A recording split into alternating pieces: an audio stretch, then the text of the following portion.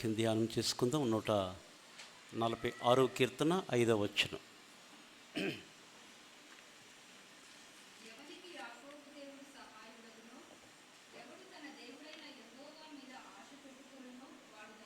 అది ఎవనికి యాకోబు దేవుడు సహాయకుడగునో, ఎవడు తన దేవుడైన యెహోవా మీద ఆశ పెట్టుకునునో వాడు ధన్యుడు. వాడు ధన్యుడు.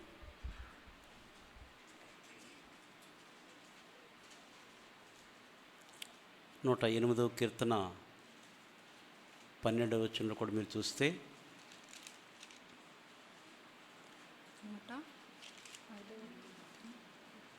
108వ కీర్తన 12వ వచనం. మనుషుల సహాయము వ్యర్థము, శత్రువులను జయించుటకు నీవు మాకు సహాయము దయచేయుము. అది మనుషుల యొక్క సహాయము వ్యర్థము. దేవుని వాక్యం చెప్తుంది. మనుషుల సహాయం అంటే ఎవరికనేది మనం చిన్న కొద్దిగా హెల్ప్ చేస్తే అది మనం చాలా వరకు దాన్ని బట్టి మనం సంతోషిస్తాం. కానీ మనుషుల యొక్క సహాయం అది వ్యర్థము, వ్యర్థం. ఎవరి సహాయం కావాలండి? దేవుని సహాయం. దేవుని సహాయం కావాలి. ఎందుకంటే నీతో ఎవరైనా యుద్ధం చేస్తే వారితో దేవుడు యుద్ధం చేస్తాడు. నువ్వు చేయవలసిన, పోట్లాడవలసిన అవసరం ఏమీ కూడా లేదు. ఒకడు మౌనంగా ఉంటే తిరిగివాడు జ్ఞాని. మౌనంగా ఉంటే కదా, ఆయన మౌనమే ఆయన అంతగా హెచ్చించింది. యేసు ప్రభు యొక్క మౌనం. హల్లెలూయా. కాబట్టి మనం నేర్చుకోవాలి. యెషయా గ్రంథం 49వ అధ్యాయము 25వ వచనం ఎక్కడ ఉంటుంది కదా, నీతో యుద్ధము చేయి వారితో నీ యెహోవా ఇలాగు సెలవిచ్చుచున్నాడు, బలాఢ్యులు చెరపట్టిన వారు సహితము విడిపింపబడుదురు, భీకరులు చెరపట్టిన వారు విడిపింపబడుదురు. నీతో యుద్ధము చేయి వారితో నేనే యుద్ధము చేసేదను, నీతో యుద్ధము చేయి వారితో నేనే యుద్ధము చేసేదను, నేనే యుద్ధము చేసేదను. అందుకే దావీదు యుద్ధము యెహోవాదే అని వెళ్ళి జయించగలిగాడు. హల్లెలూయా. కాబట్టి ఉదయకాలం ప్రభు మన పట్ల చేసిన మేలును జ్ఞాపకం చేసుకొనొచ్చు. ఎవనికి యాకోబు దేవుడు సహాయుడగునో, ఎవడు తన దేవుడైన యెహోవా మీద ఆశ పెట్టుకొనునో, ఎవడు తన దేవుడైన యెహోవా మీద ఆశ పెట్టుకొనునో వాడు ధన్యుడు. అది దేవుని సహాయం. దేవుని మీద మన ఆశ పెట్టుకోవాలి. లోకం వైపు కానీ లోక ఆశల వైపు కూడా మనం ఆశలు, ఎందుకంటే ఆశ కలిగిన ప్రాణాన్ని దేవుడు తృప్తిపరచ. ఆయన మీద మనం మన ఆశ, మన కోరికలు, ఎందుకంటే నీ యావత్తు కోరికలైనా సిద్ధింపచేసి నీకు కావలసినవన్నీ కూడా అనుగ్రహించే దేవుడు గనుక మన ఆశ, మన ఆకాంక్ష అంతా కూడా ఆయన మీదే. హల్లెలూయా. ఇక లోకము కానీ లోక ఆశల వైపు మనం వెళ్ళాలి. ఎందుకంటే లోక ఆశల వైపు వెళ్ళినటువంటి లోతు భార్యను మనం చూస్తాం. ఏమైందండి? ఉప్పు స్తంభం. చాలా జాగ్రత్తగా ఉండాలి. ఒకడున్నాడు బైబిల్లో, ఆడి పేరు చెప్పడానికి కూడా దేవుడు ఇష్టపడలే, వాడు ఊరు కూడా చెప్పడానికి ఇష్టపడలే. అట్లా ఎందుకు చెప్పకూడదు? ఆయనకు ఐడెంటిటీ కార్డు, ఆధార్ కార్డు ఉంటుంది అనుకోవద్దు. మనం దేవుడు కొన్ని చెప్పడంతే, మనం అడగకూడదు ఎందుకు ప్రభు అనకూడదు. ప్రభువే చెప్పాడు. లూకాసు వార్త 18వ అధ్యాయం 2వ వచనంలో, ఒకానొక పట్టణంలో ఒక వ్యక్తి ఉన్నాడు. మనుషులకు భయపడ్డు, దేవునికి భయపడ్డు, దేవుణ్ణి లక్ష్య పెట్టడు, మనుషులను లక్ష్య పెట్టకయు ఉండినను, లక్ష్య పెట్టకయు నుండి ఒక న్యాయాధిపతి. 18 లూకాసు వార్త 18:2లో చూస్తే దేవునికి భయపడకయు న్యాయాధిపతి. సాధారణంగా డాక్టర్ కానీ లేకపోతే ఎవరికైనా ప్రతి వాళ్ళకి ఒక పేరు ఉంటుంది కదా, గుర్తింపు. డాక్టర్ అని ఇలా పెట్టుకుని హాస్పిటల్కి వెళ్తామనుకో, అట్లా చూసినప్పుడు మనకు కనబడుతుంది కదా బోర్డు మీద కదా, షర్ట్ మీద ఏముంటుంది? డాక్టర్ వాళ్ళ డిపార్ట్మెంటు, ఆయన చేసేటటువంటి ఒకనొక 18:2 చదవండి. దేవునికి భయపడకయు మనుషులను లక్ష్య దేవునికి భయపడకయు మనుషులను లక్ష్య పెట్టకయు నుండు ఒక న్యాయాధిపతి అది ఒక పట్టణంలో ఉన్నాడు అంతే. ఇక అది ఏ పట్టణమో చూద్దాం, ఇవన్నీ కాదు. ఒక పట్టణంలో ఉన్నాడో అతడొక న్యాయాధిపతి. వాడు దేవునికి దేవుడు అంటే భయమే లేదు, మనుషులంటే లక్ష్య పెట్టకయు. దేవుడు అంటే భయం లేడికి మనుషులతో ఏముంటుంది ఇంకా, అంతే కదా. దేవుడు లేడన్నాడంటే ఇంకా మనుషుల్ని ఏం పట్టించుకుంటాడు? అంతకన్నా మూర్ఖుడు ప్రపంచంలో ఎవరైనా ఉంటారా? దేవుడు లేడు అని జ్ఞానం కలిగిన అంటారా? బుద్ధిహీనులు. ఎవరంటారండి? బుద్ధిహీనులు. దేవుడు ఉంటే మాకు ఇది ఎందుకు జరుగుతాయి? పాప నిస్సహాయ స్థితిలో గిద్యోను అన్నట్టుగా పరాక్రమగల బలాఢ్యుడు అనేటప్పటికీ కంగారు పడిపోయి, నాకెక్కడ బలం, ఇవన్నీ ఉంటే మాకు ఎందుకు సంభవించారు, శత్రులు మా మీద ఎందుకు, మిద్యానీయులు ఇశ్రాయేలుతో ఎందుకు దాడి చేస్తారు అని చెప్పి దేవుని దూతతో గిద్యోను అన్నట్టుగా మనం చూస్తాం. న్యాయాధిపతుల 6వ అధ్యాయం 2వ వచనంలో. ఇవన్నీ ఎందుకు సంభవిస్తాయి? దేవుడే మాకు తోడుంటే. లేదు నువ్వు భయపడవద్దు, నేను నీకు తోడై ఉంటాను. నీవు పరాక్రమం కలిగినటువంటి ఒక పిరికివాణ్ణి బలాఢ్యుడిగా చేసేది ఎవరంటే అండి? దేవుడు. స్టెఫను పట్టినటువంటి ఆత్మను ఎవరు కూడా ఎదిరించలేకపోయారు. పరిశుద్ధాత్మ చేత, దేవుని శక్తి చేత నింపబడే స్టెఫన్ను ఆవరించిన ఆత్మను ఎవరు కూడా ఎదిరించలేకపోయారు. హల్లెలూయా. కాబట్టి ఎవనికి యాకోబు దేవుడు సహాయుడగును, ఎవడు తన దేవుడైన యెహోవా మీద ఆశ పెట్టుకున్న వాడు ధన్యుడు. దేవుని మీద ఆశ పెట్టుకున్నటువంటి వాడు ధన్యుడు. హల్లెలూయా. నీ సన్నిధానములో సంపూర్ణ సంతోషం, ఆరాధించుకునే విలువైన అవకాశం.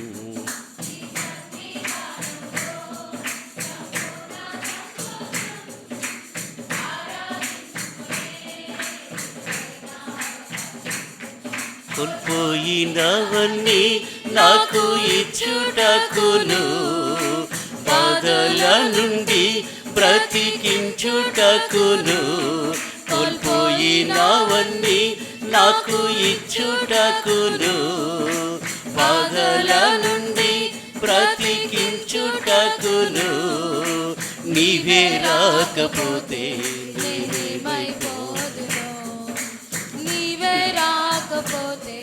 నేనేమైపోదునో, నేనుండలేనయ్యా, నే బ్రతకాలేనయ్యా, నేనుండలేనయ్యా, నే బ్రతకాలేనయ్యా. నీవే లేకుండా నేనుండలేనయ్యా, నీ ప్రేమే లేకుండా నే బ్రతకాలేనయ్యా. నీవే లేకుండా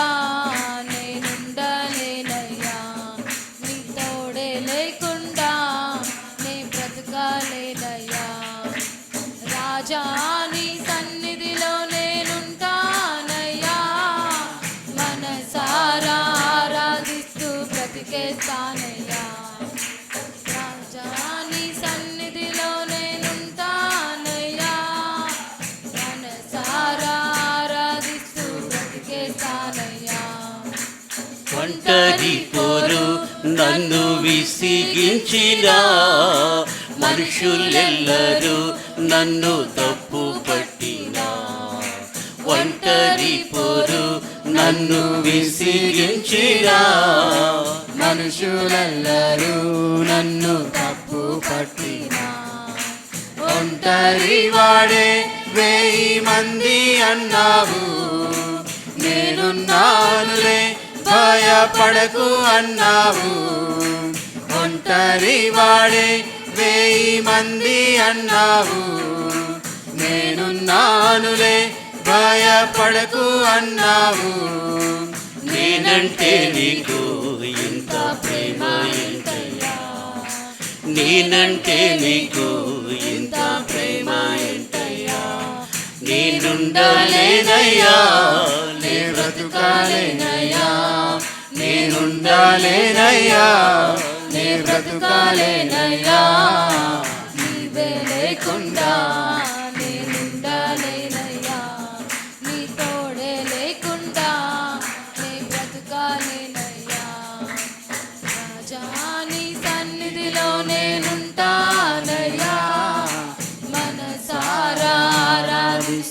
బ్రతికేస్తానయ్యా. ఊపిరాగే వరకు నీతోనే జీవిస్తా, ఏ దారిలో నడిపినా నీ వెంటే నడిచొస్తా. ఊపిరాగే వరకు నీతోనే జీవిస్తా, ఏ దారిలో నడిపినా నీ వెంటే నడిచొస్తా.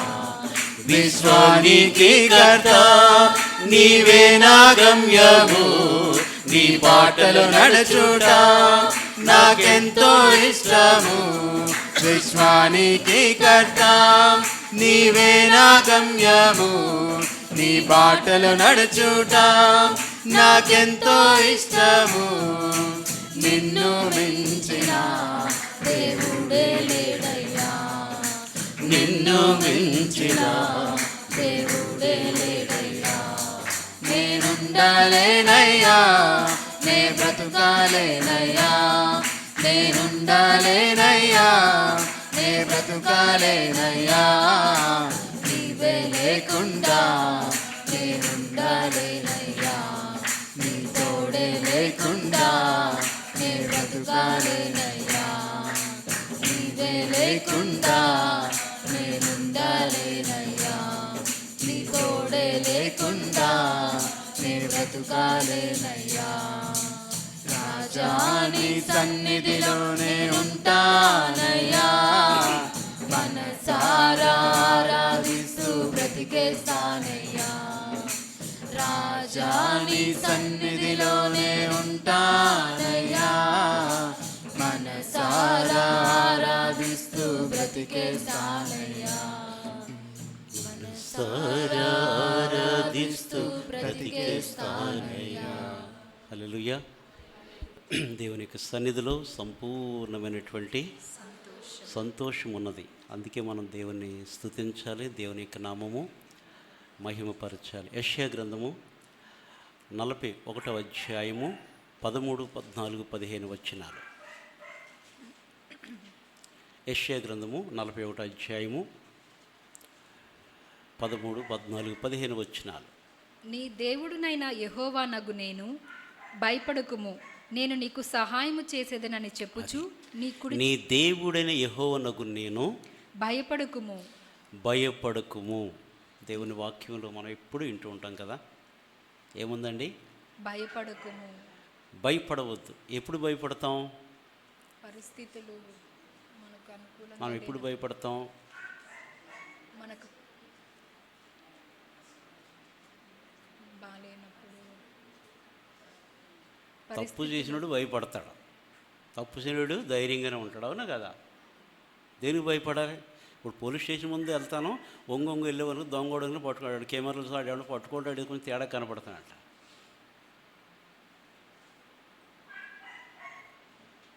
అంతేనా? భయం ఎప్పుడు వస్తుంది మనకి? తప్పు చేసి మనలో ఏదన్నా తప్పు ఉన్నప్పుడు, పొరపాటు కనబడినప్పుడు, మనకి తప్పు లేనప్పుడు ధైర్యంగానే ఉంటాం. ధైర్యం మామూలు ధైర్యంగా ఉండం, అట్ అంటూ ఉంటాం. తప్పు చేసిన తర్వాత తలదించుకు ఇలాగ ఎట్టాలంటే ఇలాగా కష్టమే. కొందరు తప్పు చేసి కూడా డబ్బా ఇస్తారు, అది వాళ్ళ టాలెంట్, అది మనం ఏం చేయలేం.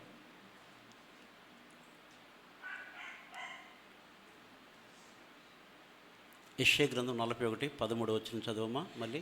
నీ దేవుడునైన యెహోవా నగు నేను, భయపడకుము, నేను నీకు సహాయము చేసేదనని చెప్పుచు. నీకు నేను సహాయము చేసేదనని చెప్పుచు నీ కుడి చేతిని పట్టుకొనుచున్నాను. అది దేవుడు అంటే కుడి చేయి పట్టుకుని, అంతే కదా? పిల్లలను తీసుకెళ్ళేటప్పుడు తల్లిదండ్రులు ఏం చేస్తారు? ఏ తండ్రి అయినా చిన్నపిల్లలు తీసుకెళ్తే రోడ్డు అంట ఆయన హీరోలాగా వెళ్ళిపోతున్న వెనకాల వచ్చారంటాడా? అన్నారు. చేయి పట్టుకుని ఎక్కడ పడిపోతాడని, అటు ఇటు వెళ్ళిపోతాడని చేయి పట్టుకుని జాగ్రత్తగా తీసుకెళ్తాడు. కుడి చేయి పట్టుకొని దేవుడు కూడా తన బిడ్డలనంట సహాయం నీకు సహాయం చేయుట కొరకు నేను నీ కుడి చేతిని పట్టుకొనుచున్నాను. కుడి చేతిని పట్టుకొనుచున్నాను. పురుగు వంటి యాకోబు. అర్థమైందా మీకు? అక్కడ యాకోబు దగ్గర నా పేరు పెట్టుకోవాలి, పెట్టండి అందరి పేర్లు. పురుగు వంటి విల్సన్. ఋతు. పురుగు అంటే ఇష్టపడతారేంటి? పురుగు వంటి ఋతు. దానికి ముందు మంచి టైటిల్ ఏదని పెడితే అది చాలా ఇష్టం. పురుగు వంటి విల్సన్ను అంటున్నాడు దేవుడు. నువ్వు పురుగులు అంటుడురా అంటున్నాడు. పురుగుల్ని ఎవరైనా ఇష్టపడతారా? ఇష్టపడరు. ఇంట్లో పురుగు వస్తే కొట్టి చంపేస్తారు. కర్రకో కట్టుకో చీపురుకో పని చెప్తారు. చిచ్చి తోసేస్తారు ఇట్లా. ఎందుకు? అన్నం తింటప్పుడు ఏదన్నా మనకు అయిష్టమైన అన్నంలో కనపడిన దానికి ఏం చేస్తాం? తీసి పడేస్తాం. ఆ ముద్ద తీసుకుంటామా? తీసుకోం కదా. ఏమక్కర్లే. అన్నం తినేటప్పుడు చిన్న తల వెంట్రుకలు ఏదైనా పొరపాటున అన్నంలోకి వెళ్ళిపోయిందని గొంతుకులోకి ఏం చేస్తాం? కొందరైతే ఊసేస్తారు. వాంతి కూడా చేసుకున్నారు పో అని ఒళ్ళంతా కదా. మన బ్రతుకు దేవుడు సెలవిస్తున్నాడు. పురుగు వంటి యాకోబు పురుగు వంటి యాకోబు. పురుగు యొక్క స్థితి మనకు బైబిల్లో చాలా వరకు తెలుసు.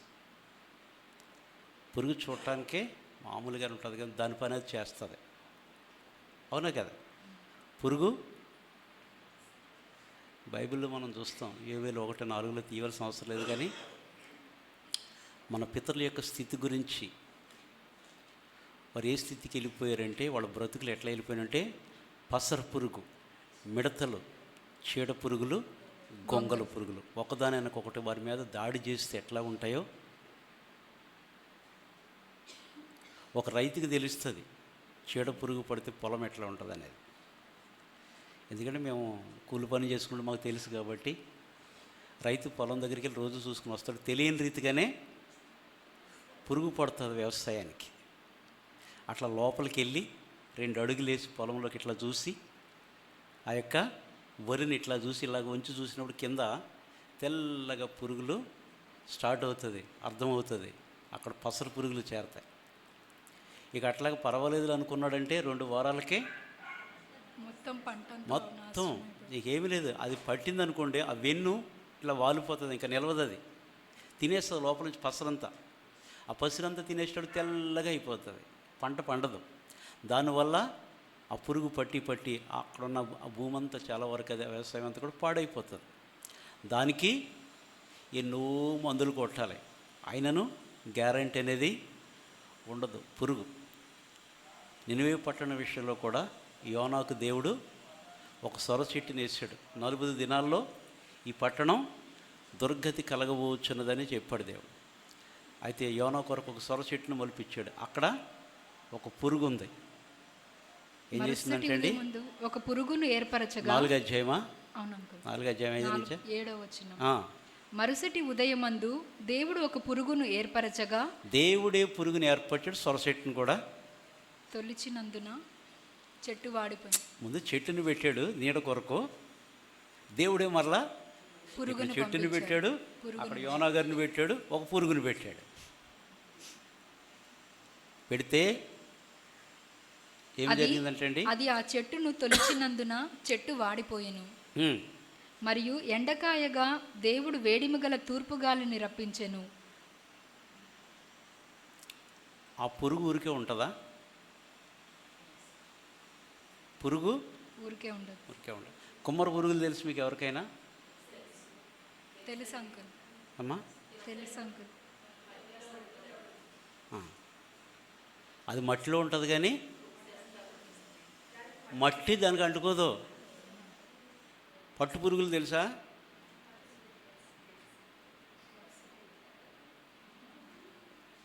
ప్రతి ఒళ్ళకి పట్టు చీరలు ఉంటాయి కదా. ఏదంటే పట్టు బట్టలు కొన్నాం మా పిల్లలకి అంటాం కదా. పట్టు కూడా ఒక పురుగే. పురుగులు చాలా ఉన్నాయి. కుమ్మర పురుగు, అది పేడ పురుగు తెలుసా? ఇట్లా వెళ్తుంది, దాని మీద ఏమాత్రం కూడా మట్టి ఏమాత్రం అంటుకోద్దు దానికి. తెలుసా మీకు?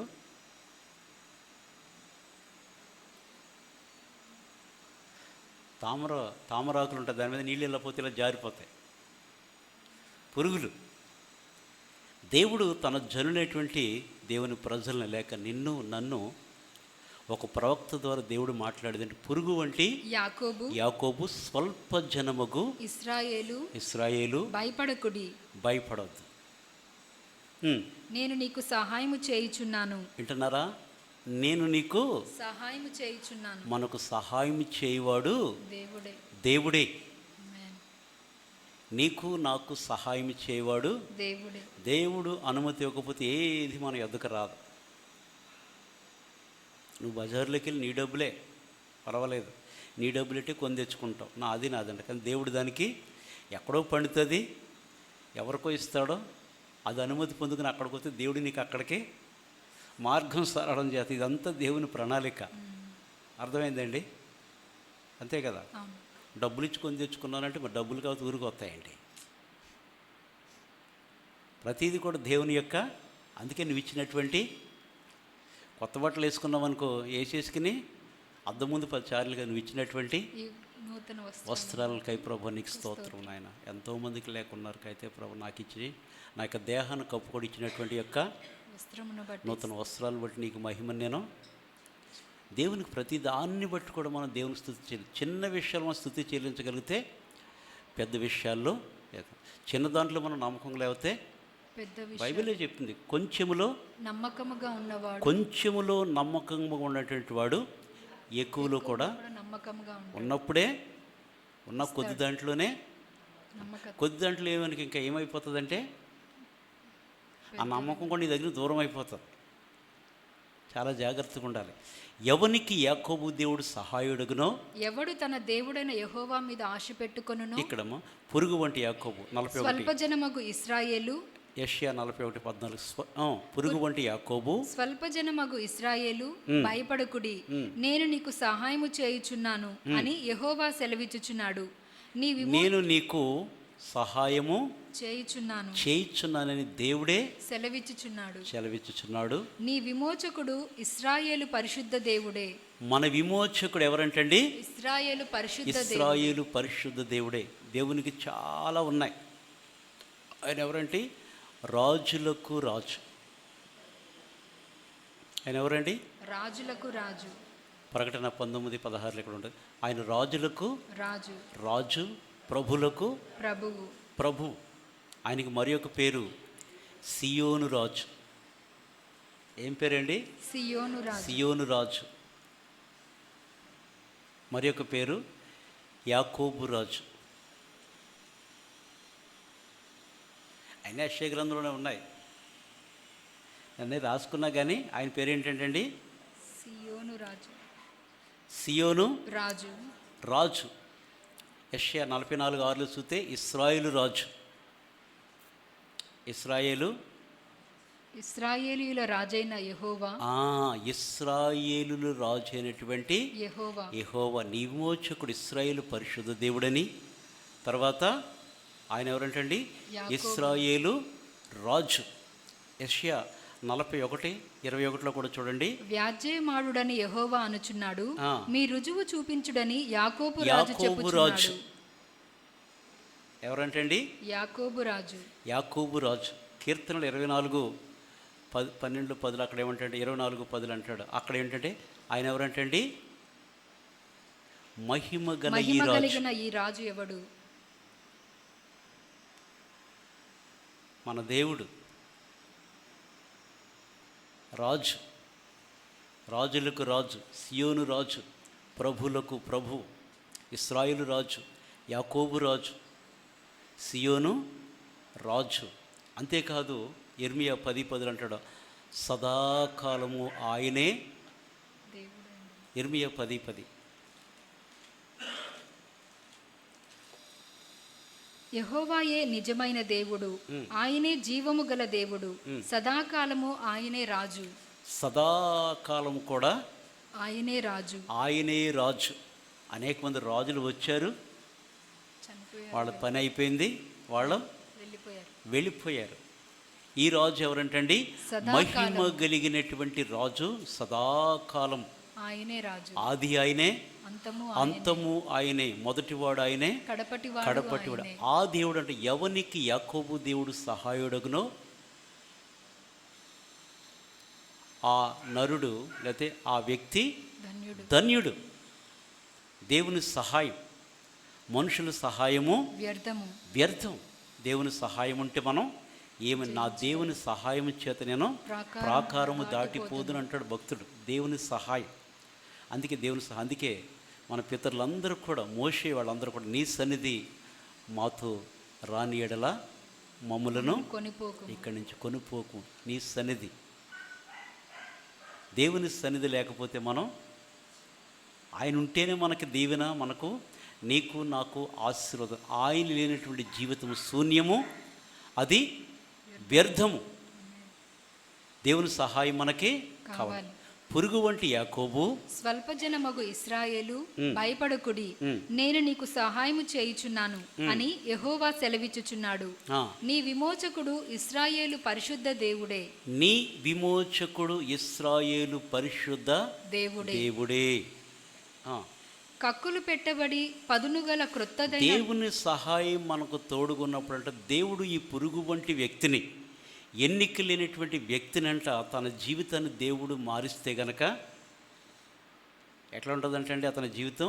కక్కులు పెట్టబడి పదునుగల క్రొత్తదైన నురిపిడి మ్రానుగా నిన్ను నియమించున్నాను. ఒక వ్యక్తిని దేవుడు తయారు చేస్తే అతని యొక్క ఆత్మీయ స్థితి ఎట్లా ఉండదంటే అండి, 15 వచనం, కక్కులు పెట్టబడి పదునుగల, కక్కులు పెట్టబడి పదును గల క్రొత్తదైన నురిపిడి మ్రానుగా, క్రొత్తదైన నురిపిడి మ్రానుగా నిన్ను నియమించి ఉన్నాను. నేను నిన్ను నియమించి ఉన్నాను. దేవుడు మారిస్తే మన జీవితం ఎట్లా అయిపోద్ది అంటే అండి, నురిపిడి మ్రాను తెలుసా? కత్తులు చక్కగా సానబట్టి దీనిని నరకడానికి ఉపయోగించినప్పుడు దాన్ని రెడీ చేసి పెట్టి ఎట్లా ఉంటుంది కత్తి, ఖడ్గం? షార్ప్గా ఉంటుంది, చాలా షార్ప్. ఎంత షార్ప్గా ఉంటుందండి? అలా పెట్టగానే తెగిపోతుంది. దేని మీద వేస్తే ఏ చెట్టు కొమ్మను నరకటానికి నువ్వెంత బలంతో నరికితే అంత బలముగా అది అంత లోతుకు వెళుతుంది. దేవుని వాక్యం అంతకంటే కూడా, ఫిబ్రవరి 4:12 మనకు అందరూ కూడా తెలుసు కదా, దేవుని వాక్యము ఎందుకనగా దేవుని వాక్యము సజీవమై బలము గలదై ఎటువంటి రెండంచుల ఖడ్గము కంటే కూడా వాడిగా ఉండి ప్రాణ ఆత్మ కీలు మూలుగులు విభజించుచు హృదయం యొక్క తలంపులను ఆలోచన చేస్తున్నది. దేవుని వాక్యం ఖడ్గం కంటే కూడా బహువేగముగా, ప్రపంచములు అన్నిటికంటే వేగముగా పరిగెత్తేది దేవుని యొక్క వాక్యం. మామూలుగా కాదండి, దేవుని వాక్యం ఎంత వేగంగా పరిగెడుతుందంటే అంత వేగం ఇంకెక్కడ కూడా ఏది ఉండదు. బహువేగముగా పరిగెత్తేది దేవుని యొక్క వాక్యము. దేవుడు ఒక వ్యక్తి స్థితిని మారిస్తే ఎట్లా ఉంటుందంటే అండి, 15 వచనం 41:15లో కక్కులు పెట్టబడి పదునుగల క్రొత్తదైన నురిపిడి మ్రానుగా నిన్ను నియమించి ఉన్నాను. పదునైనటువంటి నురిపిడి మ్రానుగా, ఒక క్రొత్త నురిపిడి మ్రానుగా నిన్ను నియమించి ఉన్నాను. నీవు పర్వతములను నూర్చుదువు. నీవు పర్వతములను నూర్చుదువు. పర్వతాలను నూర్చడం అంటే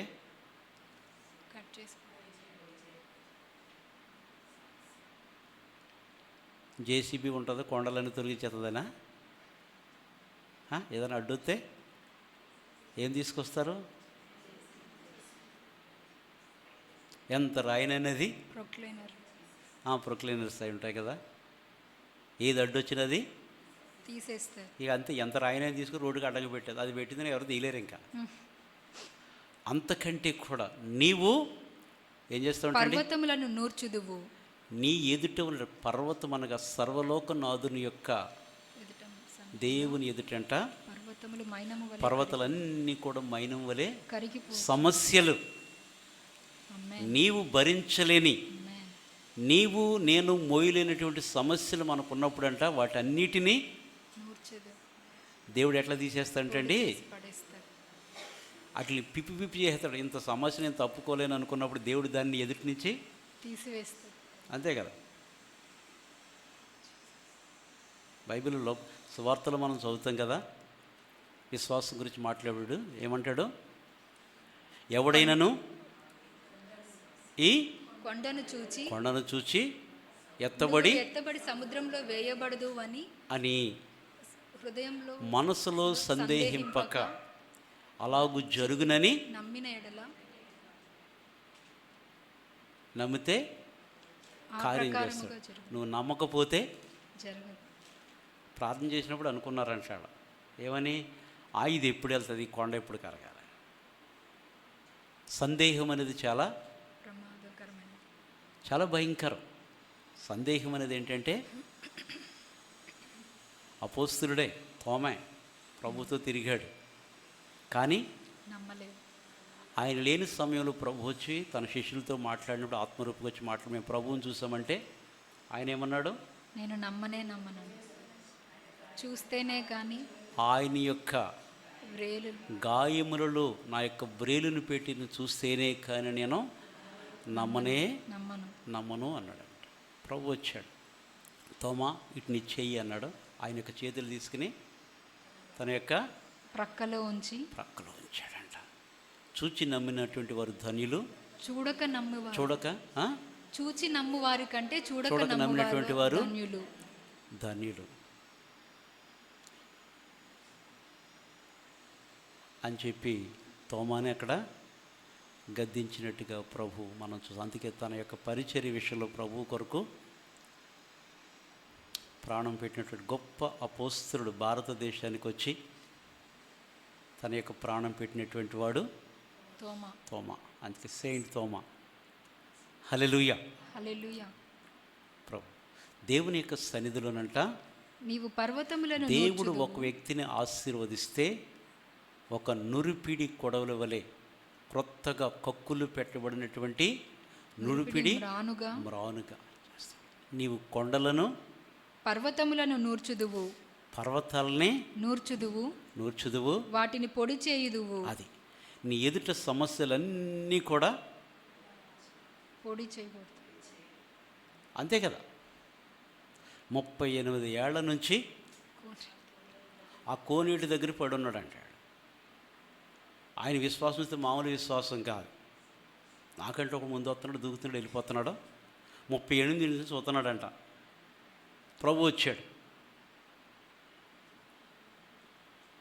నాకంటే మరి ఒకడు ముందుగా దూకుతున్నాడు. అక్కడ గుంపులుగా పడ్డారంట కోనేటి దగ్గర ప్రజలు. అనేక మంది రోగులంట గుంపులుగా పడి ఉన్నారంట. ప్రభు నాకంటే ఒకడు ముందు వస్తున్నాడు, దూకేస్తున్నాడు, నేను ఇక్కడే ఉన్నానంటేని ప్రభు అన్ని మంచిది నాయన ఇట్రా నెత్తిమే చేసి నిన్ను టచ్ అంటాను కింద పడదు కానీ అన్నారా? అనలేదు. ఏమన్నారు? నీవు లేచి నీ పరుపెత్తుకొని నడువుమని చెప్పాను. అప్పుడు వరకు బద్ధకం అంతా ఆడు పరిపాడుకు బద్ధకం. ఈ పరుపెత్తికి దేవుడు మాట చెప్పేటప్పటికి దేవుని ఎన్ని రీతిలుగా అయినా మనం దేవుణ్ణి ఆరాధించవచ్చు, దేవుని మహిమపరచొచ్చు. ఆయన మాటలో ఆయన ఉమ్ములో కూడా స్వస్థత ఉన్నది. ఇక ఆయన ఉమ్ములో స్వస్థత ఉన్నదంటే ఎంత పరిశుద్ధుడో మనం ఆలోచించండి. ఒక పురుగు కొరకు ఆయన ప్రాణం పెట్టాలా? మనం ఎవరు అసలు? మనం ఎవరమంటే అండి మంటి పురుగును. ప్రభు గురించి ప్రవచనం ఉంది బైబిల్లో. ప్రభు గురించి ఒక ప్రవచనం కీర్తనాకారుడు 22 కీర్తనలు అంటే చూడండి, 22 కీర్తనలు చూడండి.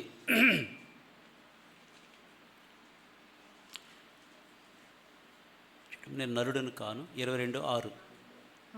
నేను నరుడను కాను, నేను పురుగును. నేను నరుడను కాను పురుగును. నరుల చేత నిందింపబడిన వాడును, ప్రజల చేత తృణీకరింపబడిన వాడును. అది ప్రభు గురించి ప్రవచనం. అది నేను నరుడను కాను నేను పురుగును. నరుల చేత నిందింపబడిన వాడును.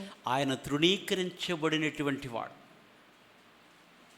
ఎంతగా నిందించారు ఆయన్ని, ఎంతగా నిందించారు. యెషయా గ్రంథము 69:20-21 చూడండి. 69:20 ఎవరమ్మా? సరే కీర్తనలు. అందుకే వాక్యాలు చూడాలి. సరే రెఫరెన్స్లు పట్టుకోండి పర్వాలేదు, కానీ వాక్యాలు చూడాలి.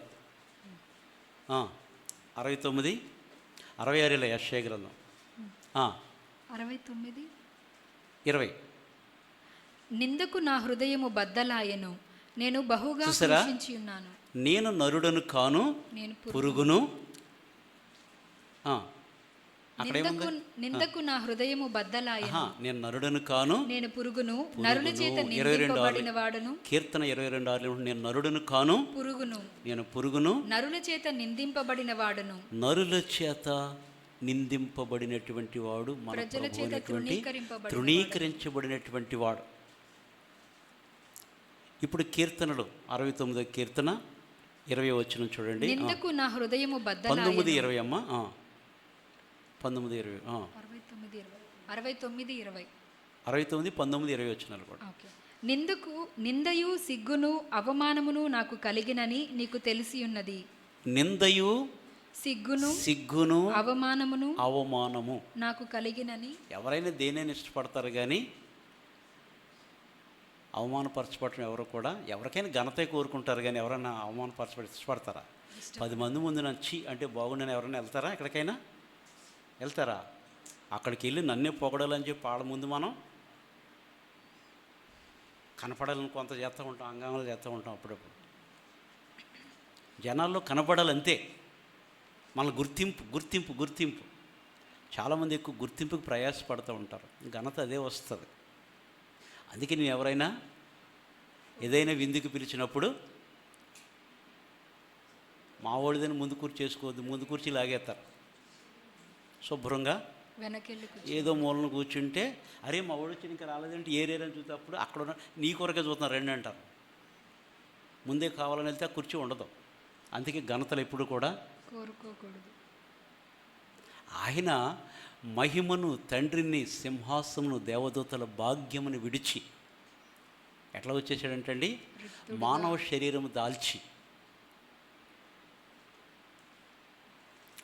మనవలి రక్త మాంసములు కలిగిన ఈ లోకానికైనా వచ్చినటువంటి వాడు ప్రభు. ఎంత మాత్రము దేవదూతల స్వభావం ధరించుకొనక అబ్రహాము సంతాన స్వభావం ధరించుకుని మనవలి రక్త మాంసములు కలిగి ఈ లోకానికి వచ్చాడు. కాబట్టి మనమేంటో మన పరిస్థితులను ఆయనకు బాగా తెలుసు. ఎందుకు నిందించబడ్డాడంటండి? కీర్తన 69, 19, 20 చూస్తే కనుక, నిందయు సిగ్గును అవమానమును నాకు కలిగినని నీకు తెలిసి ఉన్నది. నిందయు సిగ్గు అవమానము నాకు కలిగి ఉన్నదని నీకు తెలిసి ఉన్నది. నా విరోధులందరూ నీకు కనబడుచున్నారు. నిందకు నా హృదయము బద్దలాయెను. ప్రభువును నిందిస్తూ ఉంటేనంట దేవుని హృదయం, ఆయన మనిషి కుమారుడు ఉన్నాడు కనుక దేవుని కుమారుడికి హృదయం ఏమైపోయిందంటండి? బద్దలాయిపోయింది. అందరూ తిట్టారు అనుకోండి. ఇప్పుడు చర్చిలో అందరూ తలమాట తిట్టారు అనుకోండి, నన్ను నాకు ఎట్లా అనిపిస్తుంది? కృంగిపోతాం, ఇంక ఇంటికి వెళ్ళి యోధాల గురేలు పెట్టుకోవాలనిపిస్తుంది. అవునా కదా? సైతానుగా ప్రేరేపించాడంట. ఇది నా మాట కాదు కానీ ఒకళ్ళు చెప్తే విన్నాను నేను. సైతానుగాడు యోధాని పుట్టించాడు. ఆయన పట్టించడానికి కొరకు పుట్టించాడు. సాతానుగాడు ప్రేరేపణ కలిగజేసినప్పుడు అప్పగించాడు. ఎన్ని? 30 వెండి నాణేలకు అప్పగించాడు లేఖన ప్రకారం. ఆయన అప్పగించిన తర్వాత సైతానుగాడు అంట, చిచ్చి ఇంతమంది నీతిమంతుని అప్పగించి నువ్వేం బతుకుతావు అన్నాడు. అందుకే వెళ్ళి ఊరు పెట్టుకొని ఇంటికి వెళ్ళి ఇదే మంచి అవకాశం అని అంటాడు. ఆడు మనల్ని అందరూ బురదలోకి తోస్తాడు. కానీ అర్థమైంది మీకు? సాతానుగాడు చేసే పనులు అదే మంచిదని తోస్తాడు. అక్కడి నుంచి మనకి సహాయం చేయడు. మన దేవుడైతే మనకి మేలు చేయటి ఎందు అయినా ఆనందించేట వారికి ప్రతి దినము కూడా మేలులతో తృప్తిపరచాలని ఆనందించేటటువంటి దేవుడు. నింద, సిగ్గు, అవమానము నాకు నా శత్రులందరూ కూడా నీకు కనబడుచున్నారు. నిందకు నా హృదయము బద్దలాయను, నేను బహుగా కృషించి ఉన్నాను. నిందకు నా హృదయము బద్దలాయను, నేను బహుగా కృషించి ఉన్నాను. కరుణించు వారి కొరకు కనిపెట్టుకొంటిని గాని, కరుణించు వారు కొరకు కనిపెట్టుండు కానీ ఎవరు కూడా లేకపోయిరి. ఎవ్వరూ లేరంట. ఓదార్చు వారి కొరకు కనిపెట్టుకొంటిని గాని అది మనం అనుకున్న కొన్నిసార్లు మనకు కలిగిన కష్టాలను బట్టి, పరిస్థితులను బట్టి, ఈ సమయంలో ఎవరైనా నన్ను బలపరిస్తే బాగుండును అనుకుంటాం. ఎవ్వరు బలపరచరండి నీకు. కావాలంటే నీ మీద 2 రాళ్ళు వేస్తారేమో, కానీ ఎవరు కూడా. అందుకే దేవుని వాక్యం, ఎవనికి యాకోబు దేవుడు సహాయుడగును, ఎవడు తన దేవుడిని యెహోవా మీద ఆశ పెట్టుకును వాడు ధన్యుడు.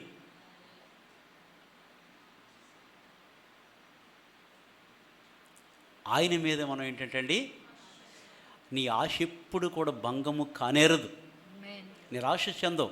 దేవుణ్ణి ఆశ్రయించిన వాడు ఎన్నడు ఎన్నడు ఎన్నడు ఎన్నడు సిగ్గునొందరు. నిన్ను నిందించిన వాళ్ళు ఒక దినాన వచ్చి నిన్ను పొగుడుతారు, అవును కదా.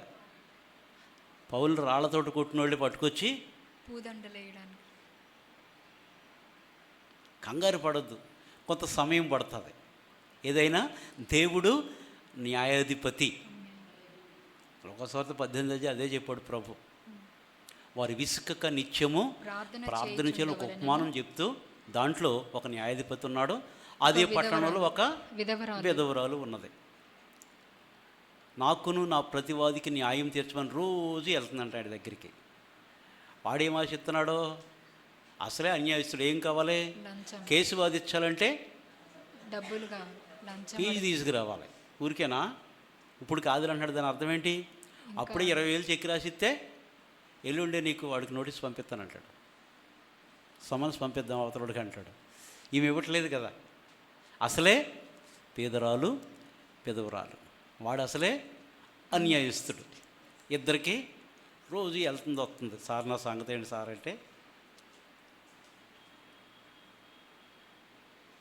నిజముగా మొర్రపెట్టేవారికి ఆయన న్యాయము తీర్చడా. దేవుని సన్నిధిలో మనం మొర్రపెట్టుకున్నాడు, ఖచ్చితంగా న్యాయం తీర్చే దేవుడు మన పక్షాన మనకి ఉన్నాడు. హల్లెలూయా. కాబట్టి నిందకు నా హృదయము బద్దలాయింది, కరుణించి వారు కొరకు కనిపెట్టిన కానీ ఎవరు కూడా లేకపోయిరి. ఎవరు లేరంట ప్రభువుకి. నిస్సహాయ స్థితి కలువరి సిలువలో అంతగా మొర్రపెట్టాడు ప్రభు, నీ కొరకు నా కొరకు. ఆయన హృదయము బద్దలైంది. మనం కూడా కొన్నిసార్లు ఎవరైనా ఏదనంటే తట్టుకోగలమా? పైగా 100 చెప్తాం, కానీ ఎవరైనా ఏదనంటే కూర్చుని మాట్లాడుకున్నాడు వస్తాయి మాటలు కదా. నన్ను అంత మాట అంటారా అని కొంచెం లోపల ఎవరికైనా రక్త మాంసంలో ఎవడైనా అదే అంటాడు. అసలు నాకు ఏది ఎరగనండి అన్నవాళ్ళని చూపించమని ఒక్కసారి నాకు, వాళ్ళని వెంబడిస్తాను ప్రభువుని వదిలేసి.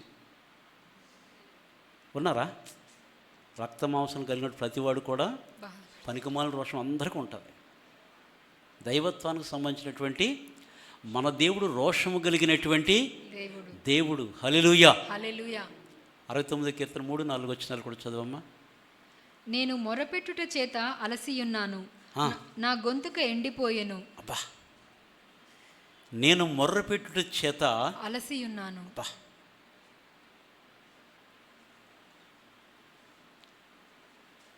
ఎంత భయంకరం. ఆ రాత్రి అప్పగించారు, ఆ రాత్రి పట్టుకున్నారు, తీసుకెళ్ళారు. ఆయన ఎంతగా అవమానపరిచారో మనకు తెలుసు కదా. ఆయన వస్త్రంలో లాగివేసి ఆయనకి యూదారంగు వస్త్రం ధరించారా లేదా?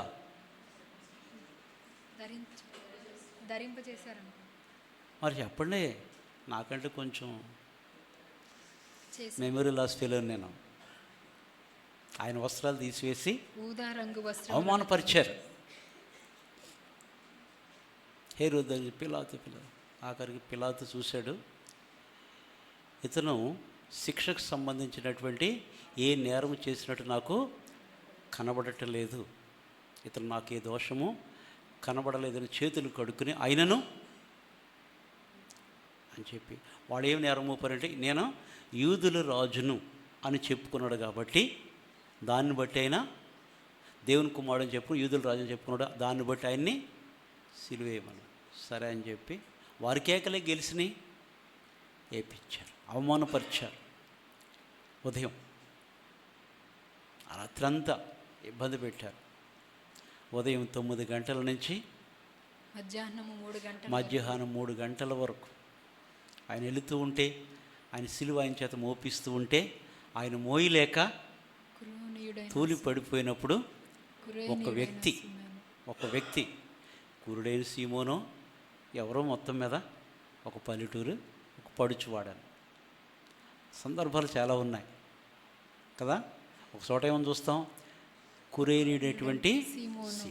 మనం ఇలా పోల్చుకుంటే తెలుసా, ఆ కురేని సీమోను నేనైతే బాగుండు అనుకుంటాం. అసలు కనబడాలి కదా మన క్రియలు. పల్లెటూరు నుంచి వచ్చినట్టు ఒక పడుసు వాడిని బలవంతం చేసి ఆ సిలువను మోపి హేళన చేశారు.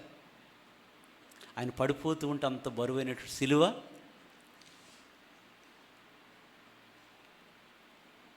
అరవై 9 కీర్తన 3-4 మళ్ళీ చదవమ్మా. నేను మొరపెట్టుట చేత అలసియున్నాను, నా గొంతుక ఎండిపోయెను. నా గొంతుక ఎండిపోయిందంట. నా దేవుని కొరకు కనిపెట్టుట చేత నా కన్నులు క్షీణించిపోయెను. నిర్నిమిత్తముగా నా మీద పగపట్టువారు, అది నిర్నిమిత్తముగా నా మీద పగబొట్టువారు నా తల వెంట్రుకల కంటే విస్తారముగా ఉన్నారు. దావీదు కూడా అదే స్థితిలో ఎదురైన. నా శత్రువులు నన్ను తరుముచుండగా,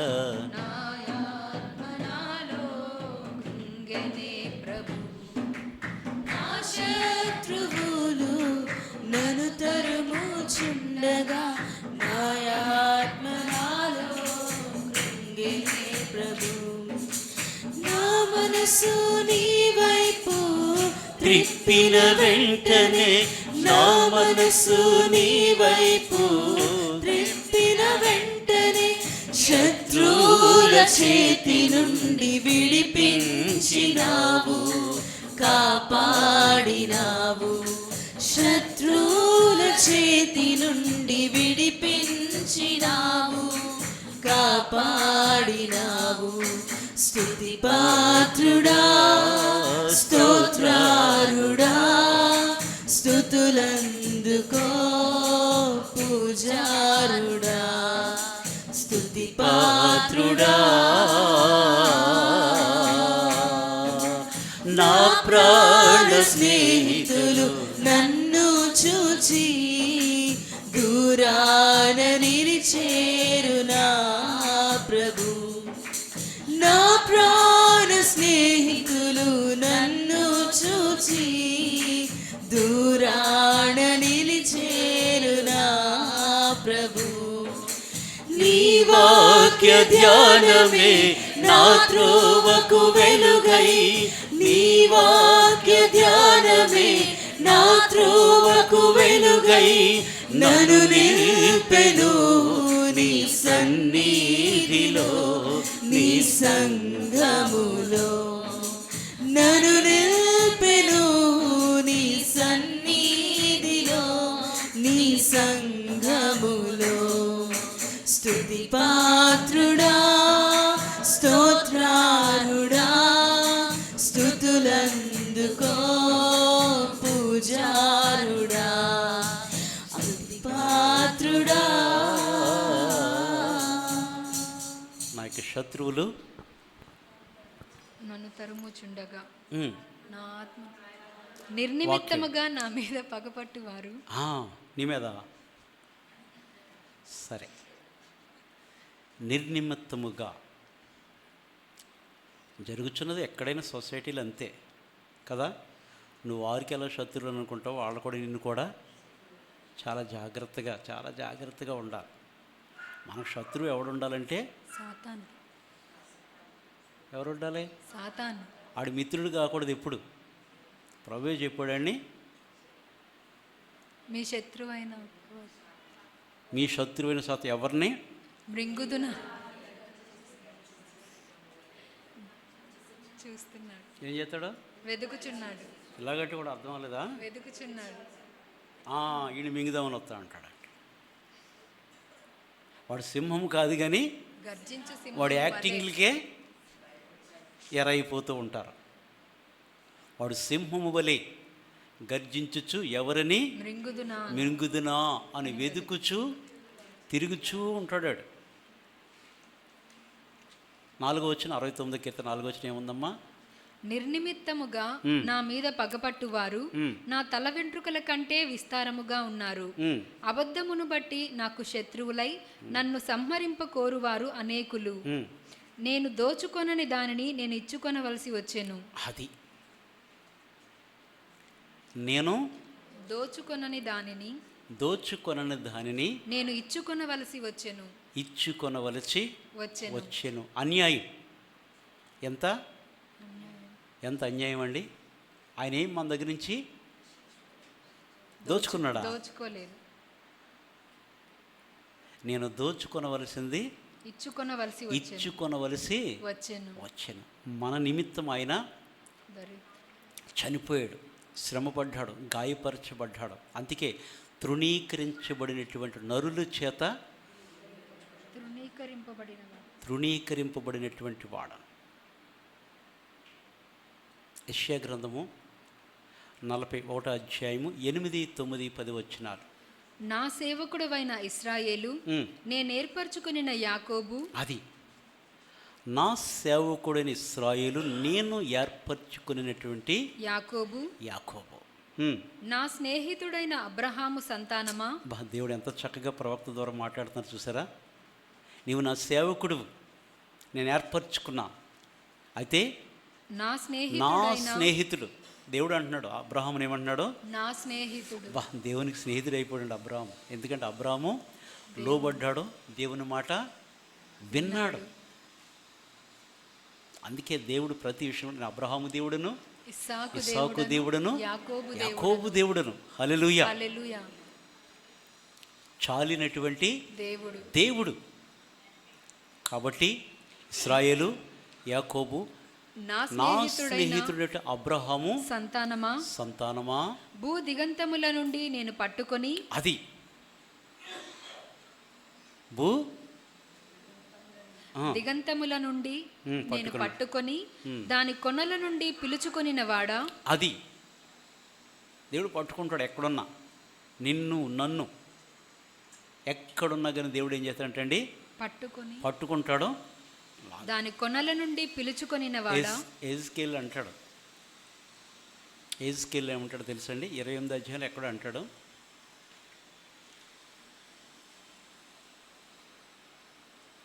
నైలు నదిలో పడుకున్న గొప్ప ముసలి, అదే పెద్ద ముసలి. ఎవరి గురించి? ఫరో గురించి.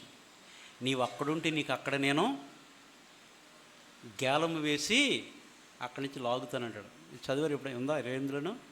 ఎక్కడుందమ్మా? 29వ వచనంలో. 29వ వచనం. 29 అధ్యాయమా? అవును అంకుల్. ఐగుప్తు రాజైన ఫరో నైలు నదిలో పండుకొని ఉన్న పెద్ద మొసలి. అమ్మో, మొసలు చూసారు ఎప్పుడైనా? చూడనోళ్ళు ఎవరున్నారు? సచ్చినట్టు ముందు నోరు తెరిచి అలాగా దాని దగ్గరికి వెళ్ళాలి. అది ఎలా ఉంటుందండి? ఈ చచ్చిపోయిందేమో అనుకుంటుంది. దాని ఆకారం కూడా అలాగ ఉంటుంది. దానికి అందం సందం ఉండదు. ముసలి అందంగా ఉండదని నేను నమ్మను. ఎలా ఉంటుందండి?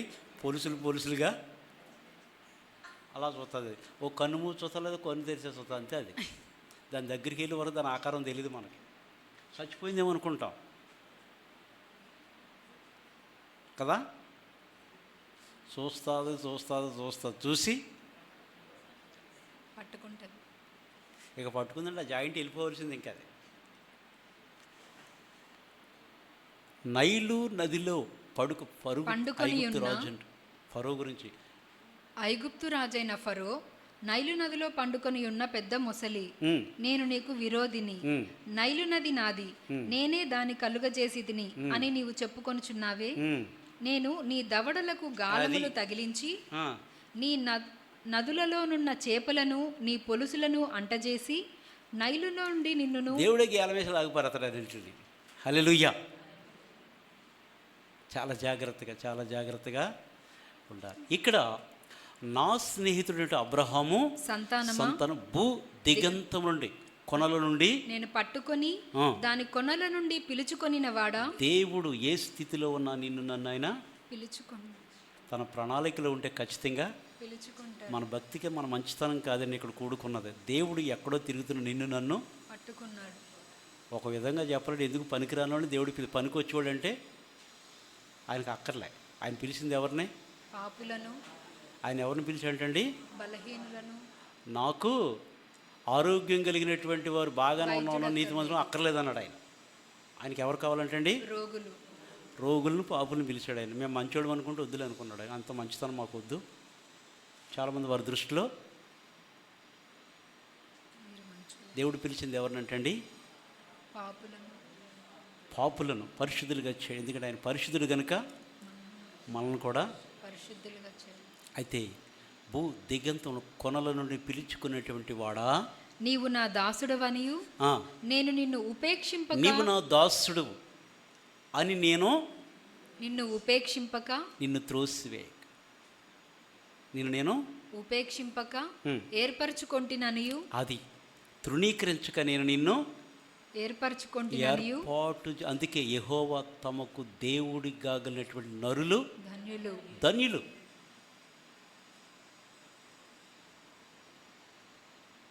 యెహోవాను నమ్ముకునేవాడు ధన్యుడు. ధన్యుడు. నమ్మనటువంటి వాడు అన్యుడు. కూర్చేయండి. అన్యుడు. నాలుగులు మాట్లాడుతున్నాడు. ఆయన నమ్మిన వారు ధన్యులు. ధన్యులు. నమ్మని వారు అన్యులు. అన్యుడు. చెప్పాడు కదా, 90 ఏం పారిపోయారు ఈ అన్యుడి తప్ప అన్నాడు. పారిపోయినంత ఎవరు? యూదులే, యూదులు. దేవుని ప్రజలే. ఎక్కడ 90 ఈ ఒక్కడు తప్ప, ఈ అన్యుడు తప్ప. ప్రభువుకి అన్నీ తెలుసు. అర్థమైందండి? దేవునికి అన్నీ కూడా తెలుసు. మన నడక, మన పడక, మన ప్రవర్తన, మన చర్యలు అన్నీ కూడా దేవునికి తెలుసు. అందుకు దేవుడు నన్ను భయముతో మనం బ్రతకాలి, మనుషుల కొరకు కాదు. దేవుడు ఉన్నటువంటి భయముతో మన ఆత్మీయ జీవితాన్ని సరి చేసుకుంటూ దేవునికి నీకున్నటువంటి ఆ యొక్క మధ్యన ఏది అడ్డుగోడ ఉండటానికి, అంతే కదా. మనం ఎవరంటే క్రీస్తుకి పత్రికలు 2 కొరింథీ 3 ప్రకారం మీరు క్రీస్తుకు పత్రికలు అని మీరు ఎరుగరా. దేవునికి ఎవరు అంటే మనము ఒక పత్రిక. మనం చూసినప్పుడు మన విశ్వాస జీవితాన్ని ఇతరులు కూడా గమనిస్తారు. ఈ యొక్క మార్గము ఎరగకపోవటమే మంచిది. ఎరిగిన తర్వాత ఇంకా ఇంకా మన విశ్వాస జీవితం, ఎందుకంటే మనం అనేకమైన విశ్వాస జీవిత పరీక్షలు కలిగి కలిగి కలిగి పరలోకం చేర్చబడతాం. మనం నశించిపో సువర్ణం ఏ రీతిగా అగ్ని వలన పరిశుద్ధపరచబడుతుందో ఆ రీతిగా మన విశ్వాసం కూడా అనేకమైన విషయాల్లో ఏం చేయటండి పరీక్షింపబడాలి. చదువు యెషయా 41, 8, 9, 10 వచనాలు. నీవు నా దాసుడవనియు నేను నిన్ను ఉపేక్షింపక ఏర్పరచుకొంటిననియు నేను నీతో చెప్పియున్నాను, నీకు తోడయ్యున్నాను. అది నేను నీకు తోడయ్యున్నాను, నీకు సహాయం చేయవాడును నేనే. భయపడకుము, నేను నీ దేవుడినై ఉన్నాను. భయపడవద్దు. దేవుడు అంటున్నాడు. ఎవరంటండి? భయపడకుము. ధైర్యం తెచ్చుకోవాలంట. దావీదు ఏం చేశాడు? అందరూ విడిచిపెట్టేశారు. తన దేవుడిని యెహోవాను బట్టి అంతే. అమాలేకులు వచ్చారు, సిక్కలకు పట్టణం తగలబెట్టేశారు.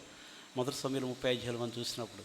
అయితే దావీదు తన దేవుడైన ఆఖరికి తనతోన ప్రజలు కూడా రాళ్లతో కొట్టి చంపాలని రాళ్ళు తీసినప్పుడంట, ఓహో, ప్రజల యొక్క పరిస్థితులు స్థితిగతులు అన్నీ దావీదు ఎరిగాడు కనుక ఎవరిని బట్టి తెచ్చుకున్నాడంటండి? తన దేవుడైన యెహోవాను బట్టి ధైర్యము తెచ్చుకున్నాడంట.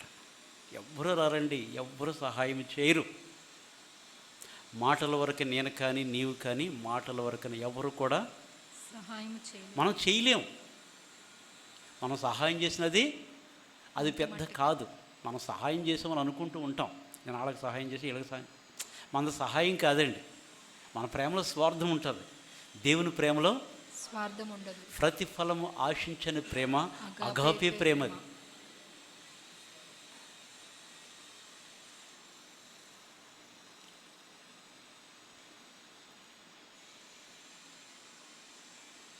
10 చదవమా. 41:10. నేను నీతో చెప్పి ఉన్నాను, ఉమ్. నీకు తోడై ఉన్నాను, నీకు తోడై ఉన్నాను, భయపడకుము, భయపడకుము. నేను నీ దేవుడనై ఉన్నాను, ఉమ్. దిగులు పడకుము, నేను నిన్ను బలపరుతును, భయపడవద్దు, దిగులు దిగులు పడవద్దు, నీకు తోడై ఉన్నాను, నేను నిన్ను బలపరుతును, బలపరుతును. నీకు పౌలు అంటున్నాడు కదా, నన్ను బలపరచువాని బలపరచువాని యందు నేను సమస్తమును చేయగలను. దేవుడు బలపరచ, నన్ను బలపరచువాని యందు నేను సమస్తము చేయగలను.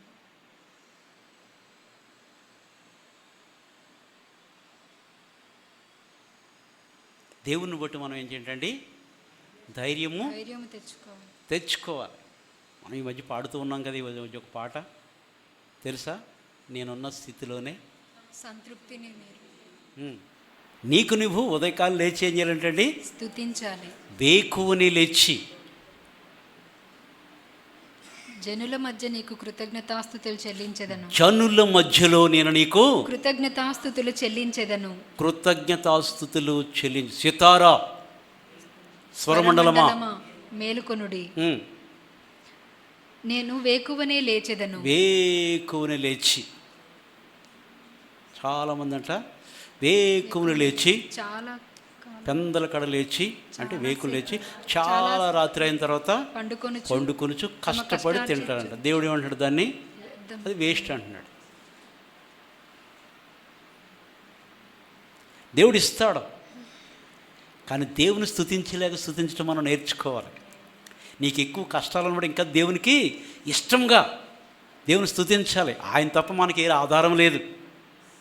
అన్నంతగా దేవుని మీద మనం ఆధారపడితే గనక దేవుడే చెప్పాడు, నేను నిన్ను విడువను, భయపడకము, దిగులు పడకము, నువ్వెవరో నా స్నేహితుడు అబ్రహాము యొక్క సంతానం, భయపడవద్దు, నేను ఎక్కడి నుంచి నేను పిలిచాను, భూ దిగంతముల నుండి పట్టుకొని దాని కొనల నుండి పిలుచుకొనినవాడా. 18వ కీర్తనలో కూడా దావీదు అంటాడు, ఎక్కడ దేవుడు తీసాడంటే ఆయన్ని జలరాశుల్లోంచి అంట ఆయన తన హస్తము చాపి దావీదుని లేవనెత్తాడంట.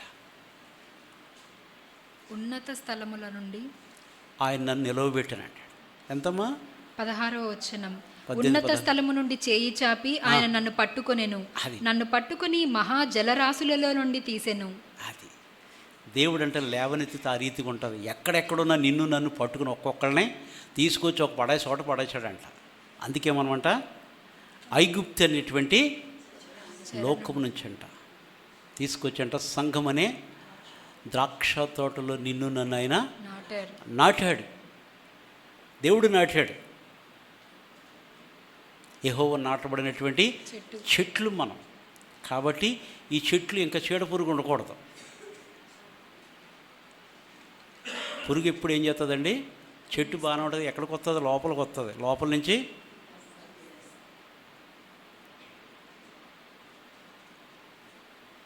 చదువు 10 వచ్చిన 41:10. నేను నీతో చెప్పి ఉన్నాను, నీకు తోడై ఉన్నాను, భయపడకుము, నేను నీ దేవుడనై ఉన్నాను. భయపడవద్దు,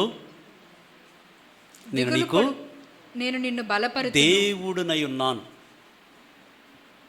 నేను నిన్ను బలపరుతును. దేవుడంట ఏమిస్తాడంటండి, శక్తిహీనులకు బలాభివృద్ధి కలుగు చేయవాడు ఆయనే. బలహీనుడు ప్రభు నన్ను కరుణించంటే ఆయనే బలమిచ్చువాడు కదా. పాపం ఆయన కోరుకున్నాడు, సావులు కోరుకున్నాడు బలాన్ని. ఎవరో సంసోన్. ఆ దాగోనుడికి తీసుకొచ్చి 2 కళ్ళు తీసేశారు. తీసుకొచ్చి ఆ దాగోను గుడి నిండిపోయింది, పైన కింద కూర్చున్నారు మనోడంతా. తీసుకొచ్చంట పాపం తీసుకొస్తే కట్టేశారంట. కట్టేస్తే 2 తాళ్ళు, దయచేసి ఈ ఒక్కసారి నాకు సహాయం చేయి, నన్ను జ్ఞాపకం చేసుకొని చెప్పి దేవుని సన్నిధిలో సంసోను ఏం చేసినట్టండి, తన బ్రతుకున్న దినము కంటే కూడా చచ్చిన దినాన్ని శత్రులేకుగా చంపాడు, హతం చేశాడు. దేవుని అడిగాడు, ఆ ప్రకారం వాళ్ళతోటి పాటు ఆయన కూడా దయచేసి ఈసారి మాత్రం నన్ను బలపరచమన్నాడు. అంతే. సంసోన్ బలహీనులకు బలమిచ్చువాడు ఆయనే, నిన్ను నేను బలపరుతును. మనల్ని బలపరిచేవాడు దేవుడే. మనుషుల బలం ఎప్పుడు సపోర్ట్ చూసుకోవద్దండి. చాలా డేంజర్ అది. నీకు కానీ నాకు కానీ ఎప్పుడు ఒక వ్యక్తి మీద మనం ఆధారపడి ఉంటే ఒక దినాన్ని వాళ్ళందరూ మనం విడిచిపెడతారు. గుర్తుపెట్టుకోవాలి ఎప్పుడైనా సరే. అది నీవు కానీ నేను కానీ మనం ఎవరి మీద ఆధారపడాలంటే అండి, దేవుడి పైనే నీకు ఆ సమయం ఏదైనా ఇస్తాడు దేవుడు. ఆ వ్యక్తి నాకు కావాలా, ఆ వ్యక్తిలా నేను ఉండలేను అనుకుంటే ఆయన్ని నిన్ను దూరం చేసేస్తాడు, లేకపోతే నిన్ను నన్ను దూరం చేసేస్తాడు ఆయన. చాలా జాగ్రత్తగా ఉండాలి. ఆయన మీదే మన గురి, మన గమ్యము అంతా కూడా యేసు వైపు. ఆయన ఎందే మనం లక్ష్యం ఉంచాలి. ఎంత గొప్ప సాక్షి సమూహం, హెబ్రీ 12లో మనం చూసుకున్నట్టుగా ఎంత గొప్ప సాక్షి సమూహము మేఘము వలె మనను ఆవరించి ఉన్నదిన సులువుగా చుక్కులు పెట్టి ప్రతి పాపం వీటన్నిటిని మనం అంటే విడిచిపెట్టి విశ్వాసం కర్తయు దానిని కొనసాగి యేసు ఎందు మనము లక్ష్యం ఉంచాలి. మన గురి ఈ లోకంలో బ్రతకాలే, ఆ పరలోకం కొరకు మనం ఎదురు చూస్తూ ఉండాలి. అంతే. మన టైం వచ్చినప్పుడు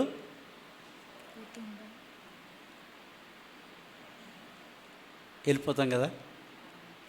రిజర్వేషన్ అయిందా లేదా?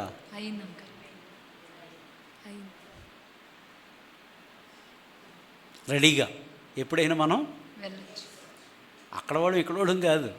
మన పౌరసత్వం పౌలు అంటున్నాడు కదా, మన పౌరసత్వం పరలోకమందున్నది. హల్లెలూయా. కాబట్టి భయపడవద్దు, దిగులు పడదు, నేను నిన్ను బలపరుతును, నీకు సహాయం చేయువాడును నేనే. అదిగో యాకోబు దేవుడు అంటే ఏం చేస్తాడంటే సహాయం చేయు, మనకు సహాయం. ఏ రీతిగా సహాయం చేస్తాడైనా? నీతి అను నా దక్షిణ హస్తముతో. ఏంటంటే నీతి అను నా దక్షిణ హస్తముతో. దేవుని హస్తం.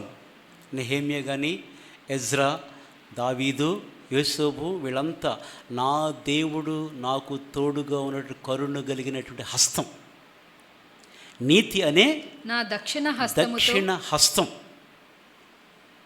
నీతి అనేటువంటి ఒక దక్షిణ హస్తం. నిన్ను ఆదుకొందును. నీతి అనే దక్షిణ హస్తం చేత దేవుడు ఏం చేస్తాడంటే ఆదుకునేటటువంటి దేవుడు. మమ్మల్ని ఆదుకునేవాడు ఎవ్వరు లేరని ఒకసారి దిగులు చెందుతూ ఉంటాం. కానీ దేవుడు అంటున్నాడు, భయపడవద్దు, దిగులు పడవద్దు, నీకు సహాయం చేయవాడును నేనే, నీతి అనే దక్షిణ హస్తము చేత నేను నిన్ను ఆదుకొందును అని దేవుడు ఏం చేస్తాడంటే సెలవిస్తున్నాడు. ఆదుకునేటటువంటి దేవుడు. అందుకే ఎవనికి యాకోబు దేవుడు సహాయుడగును, ఎవడు తన దేవుడైన యెహోవా మీద ఆశ పెట్టుకొనునో వాడు ధన్యుడు. ఆ నరుడు ధన్యుడు. 41:17. దరిద్రులు నీళ్లు వెదకుచున్నారు, నీళ్లు దొరకక వారి నాలుక దప్పిచేత ఎండిపోవచున్నది. యెహోవా అను నేను వారికి ఉత్తరమిచ్చేదను, ఇశ్రాయేలు దేవుడనైన నేను వారిని విడనాడను. దేవుడు అంటున్నాడు, నేను వారిని విడనాడను. మాకేమీ లేదు, మమ్మల్ని ఎవరు పట్టించుకుంటారు అనేటువంటి వారికి దేవుడు ఏమంటున్నాడు, నేను విడనాడను. నువ్వే స్థితిలో ఉన్నప్పటికీ కూడా నేను నిన్ను విడనాడను. దేవుడు ఎన్నడూ కూడా ఆయన నిన్ను విడివను, నిన్ను ఎడబాయను, సదాకాలం కూడా నేను నీకు తోడై. ఆయన నిన్న నేడు నిరంతరం కూడా ఏకరీతిగా ఉన్నటువంటి దేవుడు. యోబు గ్రంథము 25:6 బిల్దదు మాట్లాడుతున్నాడు. యోబు గ్రంథము 25:6. మరీ నిశ్చయముగా పురుగు వంటి మనుషుడు. ఎవరు అంటే పురుగు అంటే పక్కోళ్ళతో అంటే కోప్పడతారు. పురుగు అని అండి, ఒకసారి ఊరుకుంటారా? పురుగు ఎవరు లేరు కాబట్టి. ఎప్సిబా, నువ్వు లిడ్డినని లిడ్డి ఎప్సిబా అంటుంది. చెప్పు, పురుగను ఇంట్లో తర్వాత చూసుకుందరు కానీ ఇక్కడ ఏంటంటే కావాలని పురుగు అన్నారు అనుకుంటారేంటి? బైబిల్ ఏం చెప్తుంది? పురుగు వంటి. బిల్దదు అంటున్నాడు, మరి నిశ్చయముగా పురుగు వంటి మనుషుడు. కాదండి, వస్త్రాలు ధరించి తిరుగుతున్నాం కానీ టిప్ టాప్ మంట. మనం ఎవరమంటండి? పురుగులం. దేవుని వాక్యంతో పోల్చుకుంటే మనం పురుగులం. మంటి పురుగులు. అందుకే మంటి పెంకులలో ఒక పెంకై ఉండి ఒక్క పెంకు. ఇట్లా అయితే అర్థమవుతుంది. మంటి పెంకులలో ఒక పెంకై ఒక్క పెంకై ఉండి సృజించిన వానితో వాదించువానికి శ్రమ. శ్రమ. కొండలు కుమ్మరోని దగ్గర మొర్ర పెట్టుకుంటే రారా అని తీసుకెళ్ళి మళ్ళీ దాని మీద ఇలా తీసి ఒకటి వేస్తాడు. రూపం మారిపోద్ది నీకు అప్పుడు. హల్లెలూయా. హల్లెలూయా. మనుష్యుడు పురుగు వంటి నరుడు, ఆయన దృష్టికి పవిత్రుడు కానేరడు కదా. ఎట్లా? మనుషుడు పురుగు అంటాడు. అటువంటి వాడు దేవుని దృష్టికి పవిత్రుడు కానేరడు ఎట్లాగా? కదా. పవిత్రుడు. అందుకే పురుగు వంటి యాకోబు 41:14 కదా. పురుగు వంటి యాకోబు స్వల్ప జనమగు ఇశ్రాయేలు. పురుగు వంటి యాకోబు. యాకోబు యొక్క జీవితాన్ని యాకోబు ఎవడంటండి? ఎవరు? మోసగాడు. ఎవరన్నారు ఆ మాట?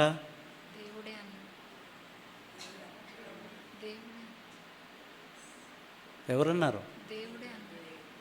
దేవుడు అన్నాడా? వాళ్ళ అన్నయ్య అనలేదా? ఆ మాట అతనికి తన పేరు తనని సూచిస్తుంది. రాయండి మీరు కూడా ఒక మాటలు, 2 మాటలు ఎట్లా అనలేదా?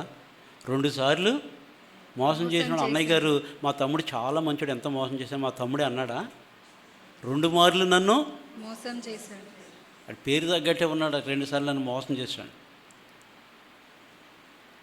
యాకోబు గురించి మనకందరూ తెలిసి మరలా చదివిస్తా. ఆదికాండం 27:14 నుంచి చూడండి. ఆదికాండం. అతడు వెళ్ళి వాటిని తన తల్లి ఎద్దుకు తీసుకొని వచ్చెను. 14 నుంచి చూస్తే కనుక, ఇక ఆ ముందు వచ్చినలో మనం చూస్తే కనుక, అయితే మొదటి వచ్చి నుంచి చూస్తే నేను చెప్తాను. మామూలుగా టైము ఎక్కువ అవుతుంది కనుక మనకు తెలుసు. వృద్ధాప్యంలో ఉన్నాడు. మంద దృష్టి వచ్చేసింది. ఎవరికి? ఇస్సాకుకి. ఆయన కోరిక ఏంటంటే ఏదైనా మంచి భోజనం చేసి చనిపోవాలి కాబట్టి నా కుమారుడా అని పిలిచాడు. ఏమి నాయనా అని వచ్చాడు. ఇదిగో నా పరిస్థితి ఇట్లా ఉంది కాబట్టి నువ్వు అడవికి వెళ్ళి వేటాడి మంచి ఆట మాంసం తీసుకొని తిని భోజనం చేయాలని ఆశ ఉంది నాకు, వెళ్ళి అన్నాడు. సరే మంచిది అన్నాడు.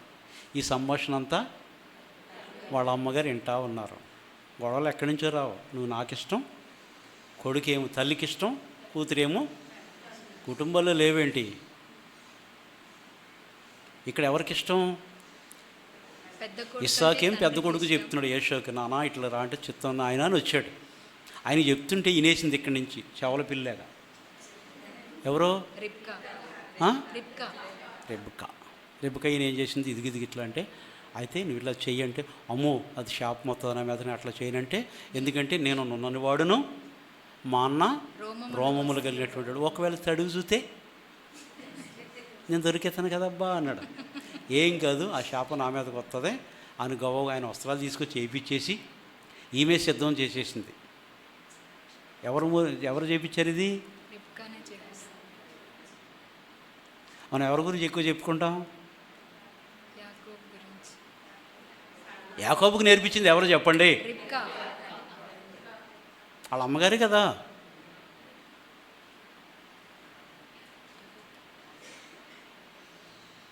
అనేట్టు భయపడ్డాడు. చిన్నవాడు కాబట్టి కొంచెం భయపడ్డాడు. అయితే 14 వచ్చిన చదువమ్మా. అతడు వెళ్ళి వాటిని తన తల్లి యొద్దకు తీసుకొని వచ్చెను. అతని తల్లి అతని తండ్రికి ఇష్టమైన రుచిగల భోజ్యములను సిద్ధపరచెను. మరియు తన జ్యేష్ఠ కుమారుడగు ఏశావునకు సొగసైన వస్త్రములు ఇంట తన యొద్ద నుండెను గనుక రిబ్కా వాటిని తీసి తన చిన్న కుమారుడగు యాకోబునకు తొడిగించి, అది సేపిచ్చిదంతా వెనకాల నుండి బ్యాక్గ్రౌండ్ అంతా మమ్మీదే. నువ్వు దొంగోడి కింద ఉండి అట్లా కూడా చేసేదాన్ని వెనక నుంచి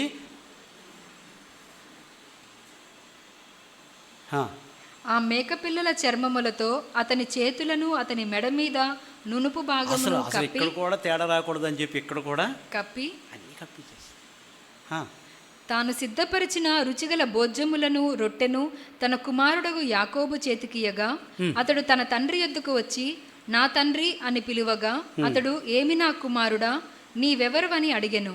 అందుకు యాకోబు నేను ఏశావు అని. నువ్వెవరు అంటే నేను ఏశావు అను నీ ఏమన్నా జ్యేష్ఠ భయం ఉందా? కుమారుడను ఎవరు చెప్పారు? అమ్మ చెప్పింది కాబట్టి. చెప్పారు. నేను నువ్వెవరు అంటే నేను ఏశావు అను నీ జ్యేష్ఠ కుమారుడను. చిన్నపిల్లలు నువ్వెవరు అని నాకు కళ్ళు కనపడి మీరు ఎవరు అమ్మ అని దగ్గరికి వచ్చి ఇలా అనుకో. చిన్నపిల్లలు ఏం చేస్తారు సాధారణంగా? వాళ్ళ పేరే చెప్తారు. కానీ యాకోబు ఏమంటున్నాడండి? నేను ఏశావు అను నీ జ్యేష్ఠ కుమారుడను. అమ్మో, ఇది ఎవరు చెప్పించారు? రిబ్కా గారు. ఆ, నీవు నాతో చెప్పిన ప్రకారము చేసియున్నాను. నీవు నన్ను దీవించుటకై దయచేసి లేచి కూర్చుండి నేను వేటాడి తెచ్చిన దానిని తినుమనెను. అప్పుడు ఇస్సాకు, నా కుమారుడా, ఇంత శీఘ్రముగా అది నీకెట్లు దొరికినని అడుగగా, ఆలోచన వచ్చింది పెద్దోడు గనక.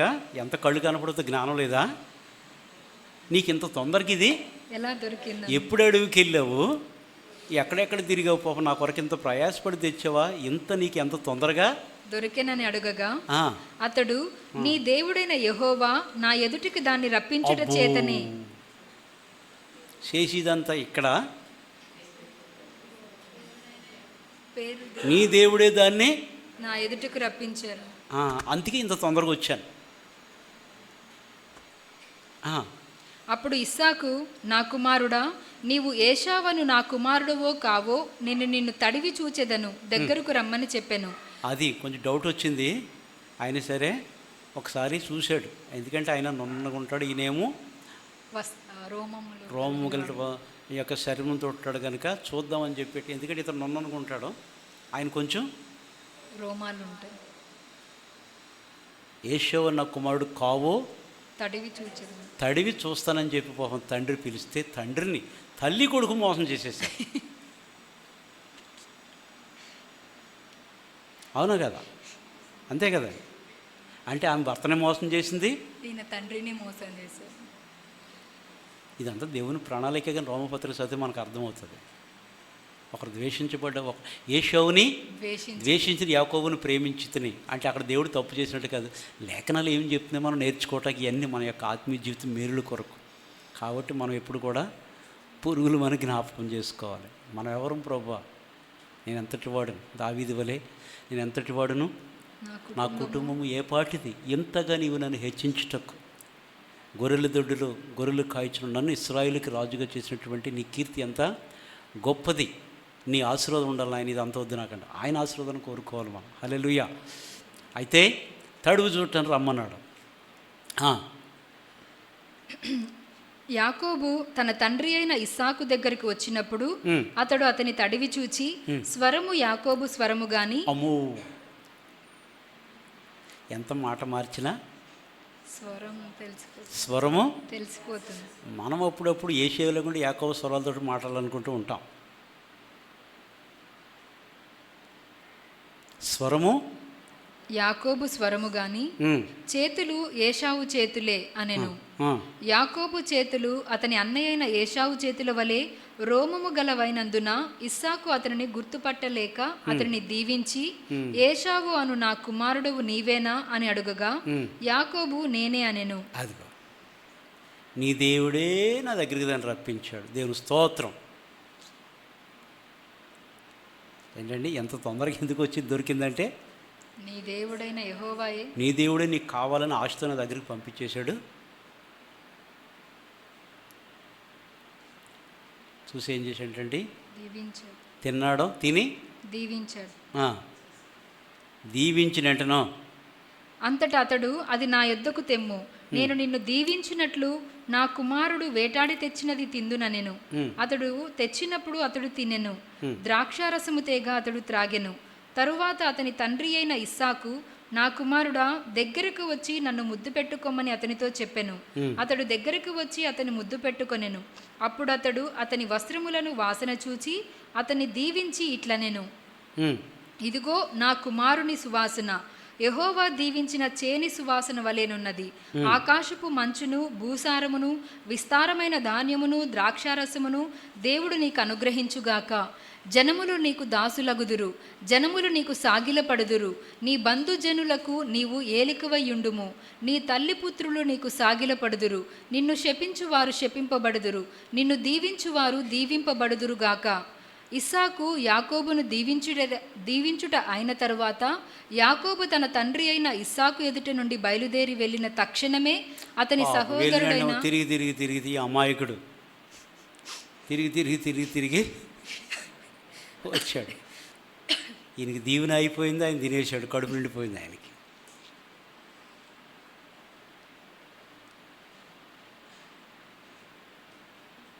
ఆ తిండిపోతాను చాలా భయంకరం అది. అమ్మో, యశో గురించి కూడా రాయబడిన మాట్లాడారు. ఒక్క పూట కూటి కొరకు జ్యేష్ఠత హక్కు అమ్మి వేసినటువంటి భ్రష్టుడైనను వ్యభిచారైనను. భ్రష్టుడైపోయాడు. తర్వాత తన తండ్రికి ఇష్టం కానటువంటి, తల్లికి ఇష్టం కానటువంటి వారి దగ్గరికి వెళ్ళి పెండ్లి చేసుకుని భార్యలను తెచ్చుకుని. అందుకే మీలో ఒక్క పూట కూటి కొరకు తన జ్యేష్ఠత హక్కు అమ్మి వేసినటువంటి ఏషావు లాంటి భ్రష్టుడైనను వ్యభిచారైన ఉండడం చాలా జాగ్రత్తగా చూసుకోమంటాడు హెబ్రీ గ్రంథకర్త. చాలా జాగ్రత్తగా. తక్షణమే వచ్చాడంట పాపం. ఇంకేం చేస్తాడు? అయిపోయింది, ఇంకా దీవెన అయిపోయింది. ఉంటుందా? యాకోబు యొక్క చరిత్ర మనం చూస్తే మనం అందరం కూడా యాకోబు లాంటి వాళ్ళమే.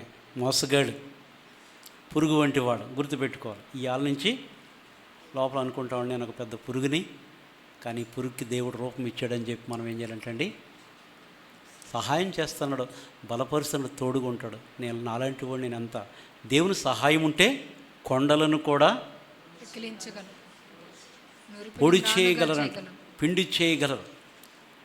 మొండి బ్రతుకులను ఎట్లా మారుతాడో తెలుసండి?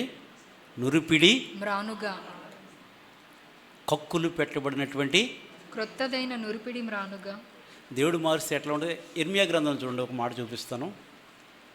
నీవు నాకు గండ్రగొడ్డల వంటి వాడు, యుద్ధాయుధం వంటి వాడు. చూడండి అమ్మా, అక్కడ నీవు నాకు యుద్ధాయుధం వంటి వాడు,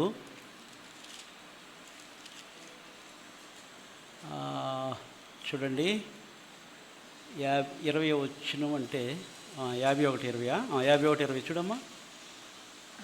నీవు నాకు గండ్రగొడ్డలి వంటి వాడవు. అది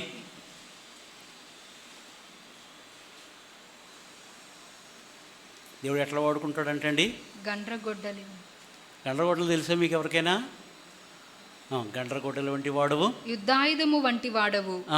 నీ వలన నేను జనములను విరగొట్టుచున్నాను, నీ వలన రాజ్యములను విరగొట్టుచున్నాను. ఏమీ లేదు,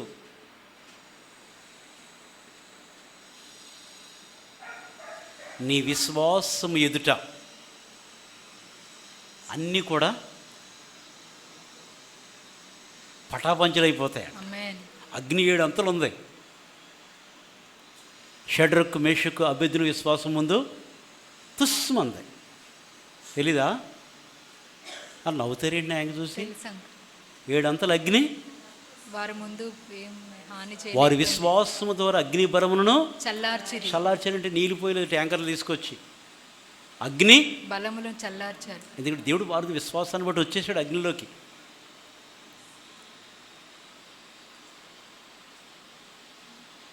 ప్రతి సమస్యను కూడా ఏంటంటే దేవుని కంటే నీవంట యుద్ధ ఆయుధము వలె నీవు ఉంటావంట. గొడ్డలి. అమ్మో, నీ వలన నేను జనములను విరగొట్టు, నీ వలన రాజ్యమును విరగొట్టుచున్నాను, నీ వలన గుర్రములను రౌతులను విరగొట్టుచున్నాను, నీ వలన రథములను వాటిని ఎక్కిన వారిని విరగొట్టుచున్నాను, నీ వలన స్త్రీలను పురుషులను విరగొట్టుచున్నాను, నీ వలన ముసలివారిని బాలురను విరగొట్టుచున్నాను, నీ వలన యవ్వనులను కన్యకలను విరగొట్టుచున్నాను, నీ వలన గొర్రెల కాపరులను వారి గొర్రెల మందలను విరగొట్టుచున్నాను, నీ వలన దున్నువారిని వారి దుక్కిటెద్దులను విరగొట్టుచున్నాను, నీ వలన ఏలికలను అధిపతులను విరగొట్టుచున్నాను. చూసారా? నీ వలన నమ్మువానికి నేను వీటి నుంచి వెళ్ళలేనంటే దేవుడు అంటున్నాడు, నీ వలన జరుగుతుంది. ఎందుకంటే ఆయన తోడు ఉంటేనే. మనకై మనం ఏమీ కూడా నిన్నెవరైతే అవమానపరుతారో వాళ్ళ నీ దగ్గరికి వచ్చి 2 చేతులు పట్టుకుని తప్పు అయిపోయిందనే దినాలు కూడా వస్తాయి. చాలా జాగ్రత్తగా ఉండాలి. దేవుడు ఆశీర్వదిస్తే అట్లా ఉంటుందంట. నీ వలన జనములను, వృద్ధులను, ముసలివారు, యవ్వనులను, బాలికలను, బాలులను అందరిని కూడా ఏంటండి చేస్తాడు. తర్వాత 24 వచ్చిన ఏముందమ్మా? బబులోనును కల్దీయుల దేశ నివాసులను మీ కన్నుల ఎదుట సియోనులో చేసిన కీడంతటికీ నేను వారికి ప్రతీకారము చేయుచున్నాను. ఇదే యెహోవా వాక్కు. అది దేవుడు వాడుకుంటే ఆ రీతిగా ఉంటాం. అనేక పరిస్థితులు మనం ఏం చేస్తామంటండి, విరగొడతాం. దేవునికి ఒక యుద్ధ ఆయుధములు దేవుని చేతిలో వాడబడటానికి మనం ఇష్టపడాలి. నీ చేతిలో నన్ను వాడుకో. మాట్లాడతాం, పాడతాం, కానీ పాడతారు కానీ అనుభవాలు తెలియదు. అదే నాకు బాధ. శిల్పి చేతిలో అనుదినము నన్ను చెక్కితేనేమో చెక్కినోడికి ఒక పుస్తకం రాస్తారు. ఇలా తిడతారా? శిల్పి చేతిలో శిలను అనుదినము నన్ను చెక్కు. చెక్కటం అంటే నీకు ఒక పోలిక, ఒక రూపం. నాకు కూడా రావాలి నా విశ్వాస జీవితానికి. నా దేవుడు నన్ను కూడా, నిన్ను చెక్కిన దేవుడు నన్ను చెక్కడండి. నన్ను కూర్చోబెడతారండి అక్కడ. నన్ను కూడా ఆయన చెక్కాలి. దేవుని ప్రేమ అంత గొప్పది. పురుగు వంటి యాకోబు, స్వల్ప జనముగు ఇశ్రాయేలు నీకు సహాయం చేయబడును నేనే. ఎవనికి యాకోబు దేవుడు సహాయుడగునో, ఎవడు తన దేవుడైన యెహోవా మీద ఆశ పెట్టుకొనును. దేవుని ప్రేమ గురించి ఒక్క మాట చెప్పి ప్రభువులు మనం పాలు పొందుకుందాం. విలాప వాక్యములు 3వ అధ్యాయం 22 నుంచి 25 వరకు. యెహోవా కృపగలవాడు, ఆయన వాత్సల్యత ఎడతెగక నిలుచున్నది గనుక. మన దేవుడు కృప కలిగినటువంటి వాడు. ఆయన యొక్క వాత్సల్యత ఎడతెగక నిలుచున్నది. ఎడతెగక నిలుచున్నది ఆయన యొక్క వాత్సల్యత అంట.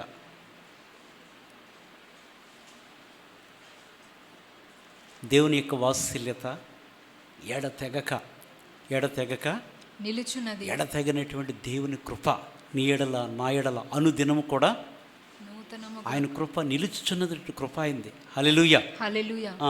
గనుక మనము నిర్మూలము కాకున్న వారము, అనుదినము నూతనముగా ఆయనకు వాత్సల్యత పుట్టుచున్నది. మన ఎడలంట అనుదినము నూతనముగా ఆయనకు వాత్సల్యత పుట్టు. అనుదినము మన ఎడల. దేవుని సన్ను ఫ్రీగా ఉందాం దేవుని వాక్యాలు వినేటప్పుడు. దేవుని వాక్యానికి విలువనిద్దాం. దేవుని కంటే కూడా మనకు విలువైనది ఏది కూడా లేదు. అన్నిటికంటే ముఖ్యంగా ఆయనకు అన్నిటిలో ప్రాముఖ్యము కలుగు నిమిత్తం మనం అన్నిటిలో కూడా ఆయనకి ప్రాముఖ్యము కలగాలి. మొట్టమొదటిగా ఆయన లేకపోతే మనకి ఏది కూడా లేదు. ఆయన లేకపోతే ఏది కూడా ఏమీ చేయలేము మనం. ఆయన లేకపోతే కనీసం ఒక తల వెంట్రుకూడిపోయింది దాన్ని కూడా మొయ్యలేము మనం. ఆయన వాత్సల్యత మనం లేకపోతే. అనుదినము మన ఎడల ఆయనకి నూతనముగా వాత్సల్యత పుట్టుచున్నది. నీవు ఎంతైనా నమ్మదగిన వాడవు. యెహోవా నా భాగమని నేను అనుకొనుచున్నాను. ఆయన యందు నేను నమ్మిక ఉంచుకొనుచున్నాను. తన్ను ఆశ్రయించు వారి ఎడల యెహోవా దయాళుడు. ఎవరైతే ఆయన ఆశ్రయిస్తారో వారికి యెహోవా దయాళుడు. దేవుడు అంట వారికంట దయాళుడుగా ఉంటాడంట. ఆయన ఆశ్రయిస్తే మనకు సహాయం చేయడానికి ఎప్పుడు కూడా ఆయన నీకు వచ్చే అవసరతను తీర్చడానికి ఆయన ఎప్పుడు కూడా సిద్ధంగా ఉంటాడు. తన్ను వెదుకు వారి ఎడల ఆయన దయచూపువాడు. ఎవరైతే ఆయన వెతుకుతారో వారి ఎడల ఆయన దయచూపువాడు. దయగల వారిపై దయ చూపిస్తాడో, కఠిన ఎడల వికటము చూపుతాడు. కఠిన అనుకో దయగుంటే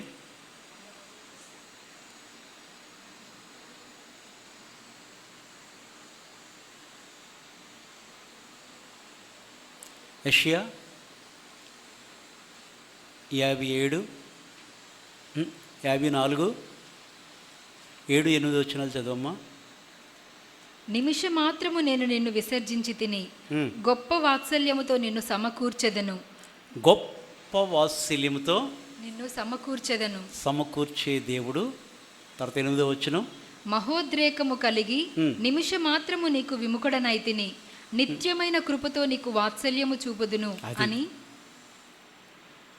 నిత్యమైనట్టు కృపతో నేను నీకు వాత్సల్యము చూపుదును. వాత్సల్యము చూపే దేవుడు మన దేవుడు. హల్లెలూయా. హల్లెలూయా. మనం ఇప్పుడు కూడా మర్చిపోయి దేవుని యొక్క ప్రేమలో, దేవుని యొక్క మాటలు మనకు దొరికినప్పుడు ఆశతో, ఆసక్తితో దేవుని మాటలు వినడానికి మనము ఇష్టపడాలి. ఎప్పుడు చదువుకునే మాటలే కదా అనుకోవద్దు.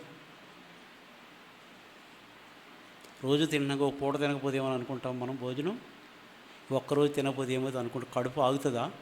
నాలుగు ఊరుకుంటుందా? అలాగే ఆత్మీయ జీవితానికి కూడా వాక్యం చాలా అవసరం. ఈ మాట చదువుతాం, ప్రభువులో పాలు పొందుకుందాం. హోషేయ 13:5 మనకందరికీ తెలిసిన మాటే. మహా ఎండకు కాలినారణ్యంలో నిన్ను స్నేహించిన వాడను నేనే. మహా ఎండకు ఎండకు కాలిన అరణ్యంలో, కాలినటువంటి అరణ్యములో నిన్ను స్నేహించిన వాడను నేనే. అది సిలువ బంధము చేత, క్రీస్తు రక్తము చేత నిన్ను నన్ను ఆయన స్నేహించాడు. కొన్నాడైనా మనం విలువ పెట్టి కొనబడిన వాడు. అందుకే మహా ఎండకు కాలినటువంటి అరణ్యములో మెట్ట మధ్యాహ్నం ప్రభు కలువరి సిలువలో నీ కొరకు నా కొరకైనా ప్రాణం పెట్టి, ఇద్దరు నేరస్తుల మధ్యలో ఆయన సిలువ వేయబడి కేక వేసి మహా ఎండకు కాలినటువంటి అరణ్యములో. అసలు ఈ మాట నిజంగా ఒక విశ్వాసం ఉంటే ఆ విశ్వాసం చూస్తే పరిగెత్తాలి. ఎంత తిన్నా కానీ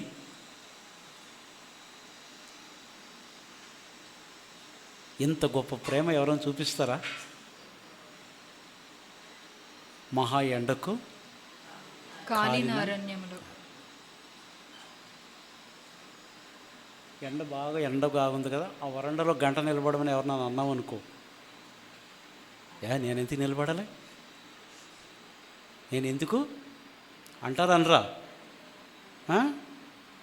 ఆయన నిలబడవచ్చు మన కొరకు.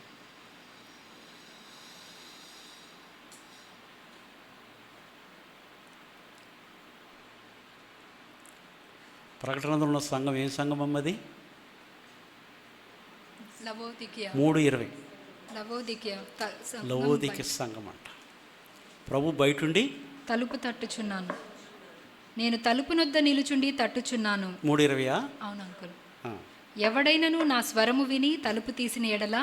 వీళ్ళు అనుకుంటున్నారంటే ప్రభు మాలో ఉన్నాడు. ప్రభు ఎక్కడున్నాడు అంటే లోపల బయట పెట్టేశారు. ఇక్కడుండి మాత్రం నులివెచ్చని స్థితిలో అంతా జరిగిపోతుంది. అక్కడుండి ఎవడైతే నా స్వరము విని తలుపు తీస్తాడో నేను అతనితో నేను నాతో అతను కలిసి మేము భోజనము చేయుదుము. బయట నిలబెట్టేసి ఇలా మన జీవితంలో చాలా జరుగుతూ ఉంటాయి. భయపడి దేవుని ప్రేమను జ్ఞాపకం చేసుకుని విన్న వాక్యాలను మనం గుర్తు చేసుకుంటూ, ఎవనికి యాకోబు దేవుడు సహాయకుడుగునో, ఎవడు తన దేవుడు యెహోవా మీద ఆశ పెట్టుకున్న వాడు ధన్యుడు. పురుగు వంటి యాకోబు, స్వల్ప జనమని ఇశ్రాయేలు, నేను నీకు సహాయం. భయపడకుము దేవుడు సెలవిస్తుంది.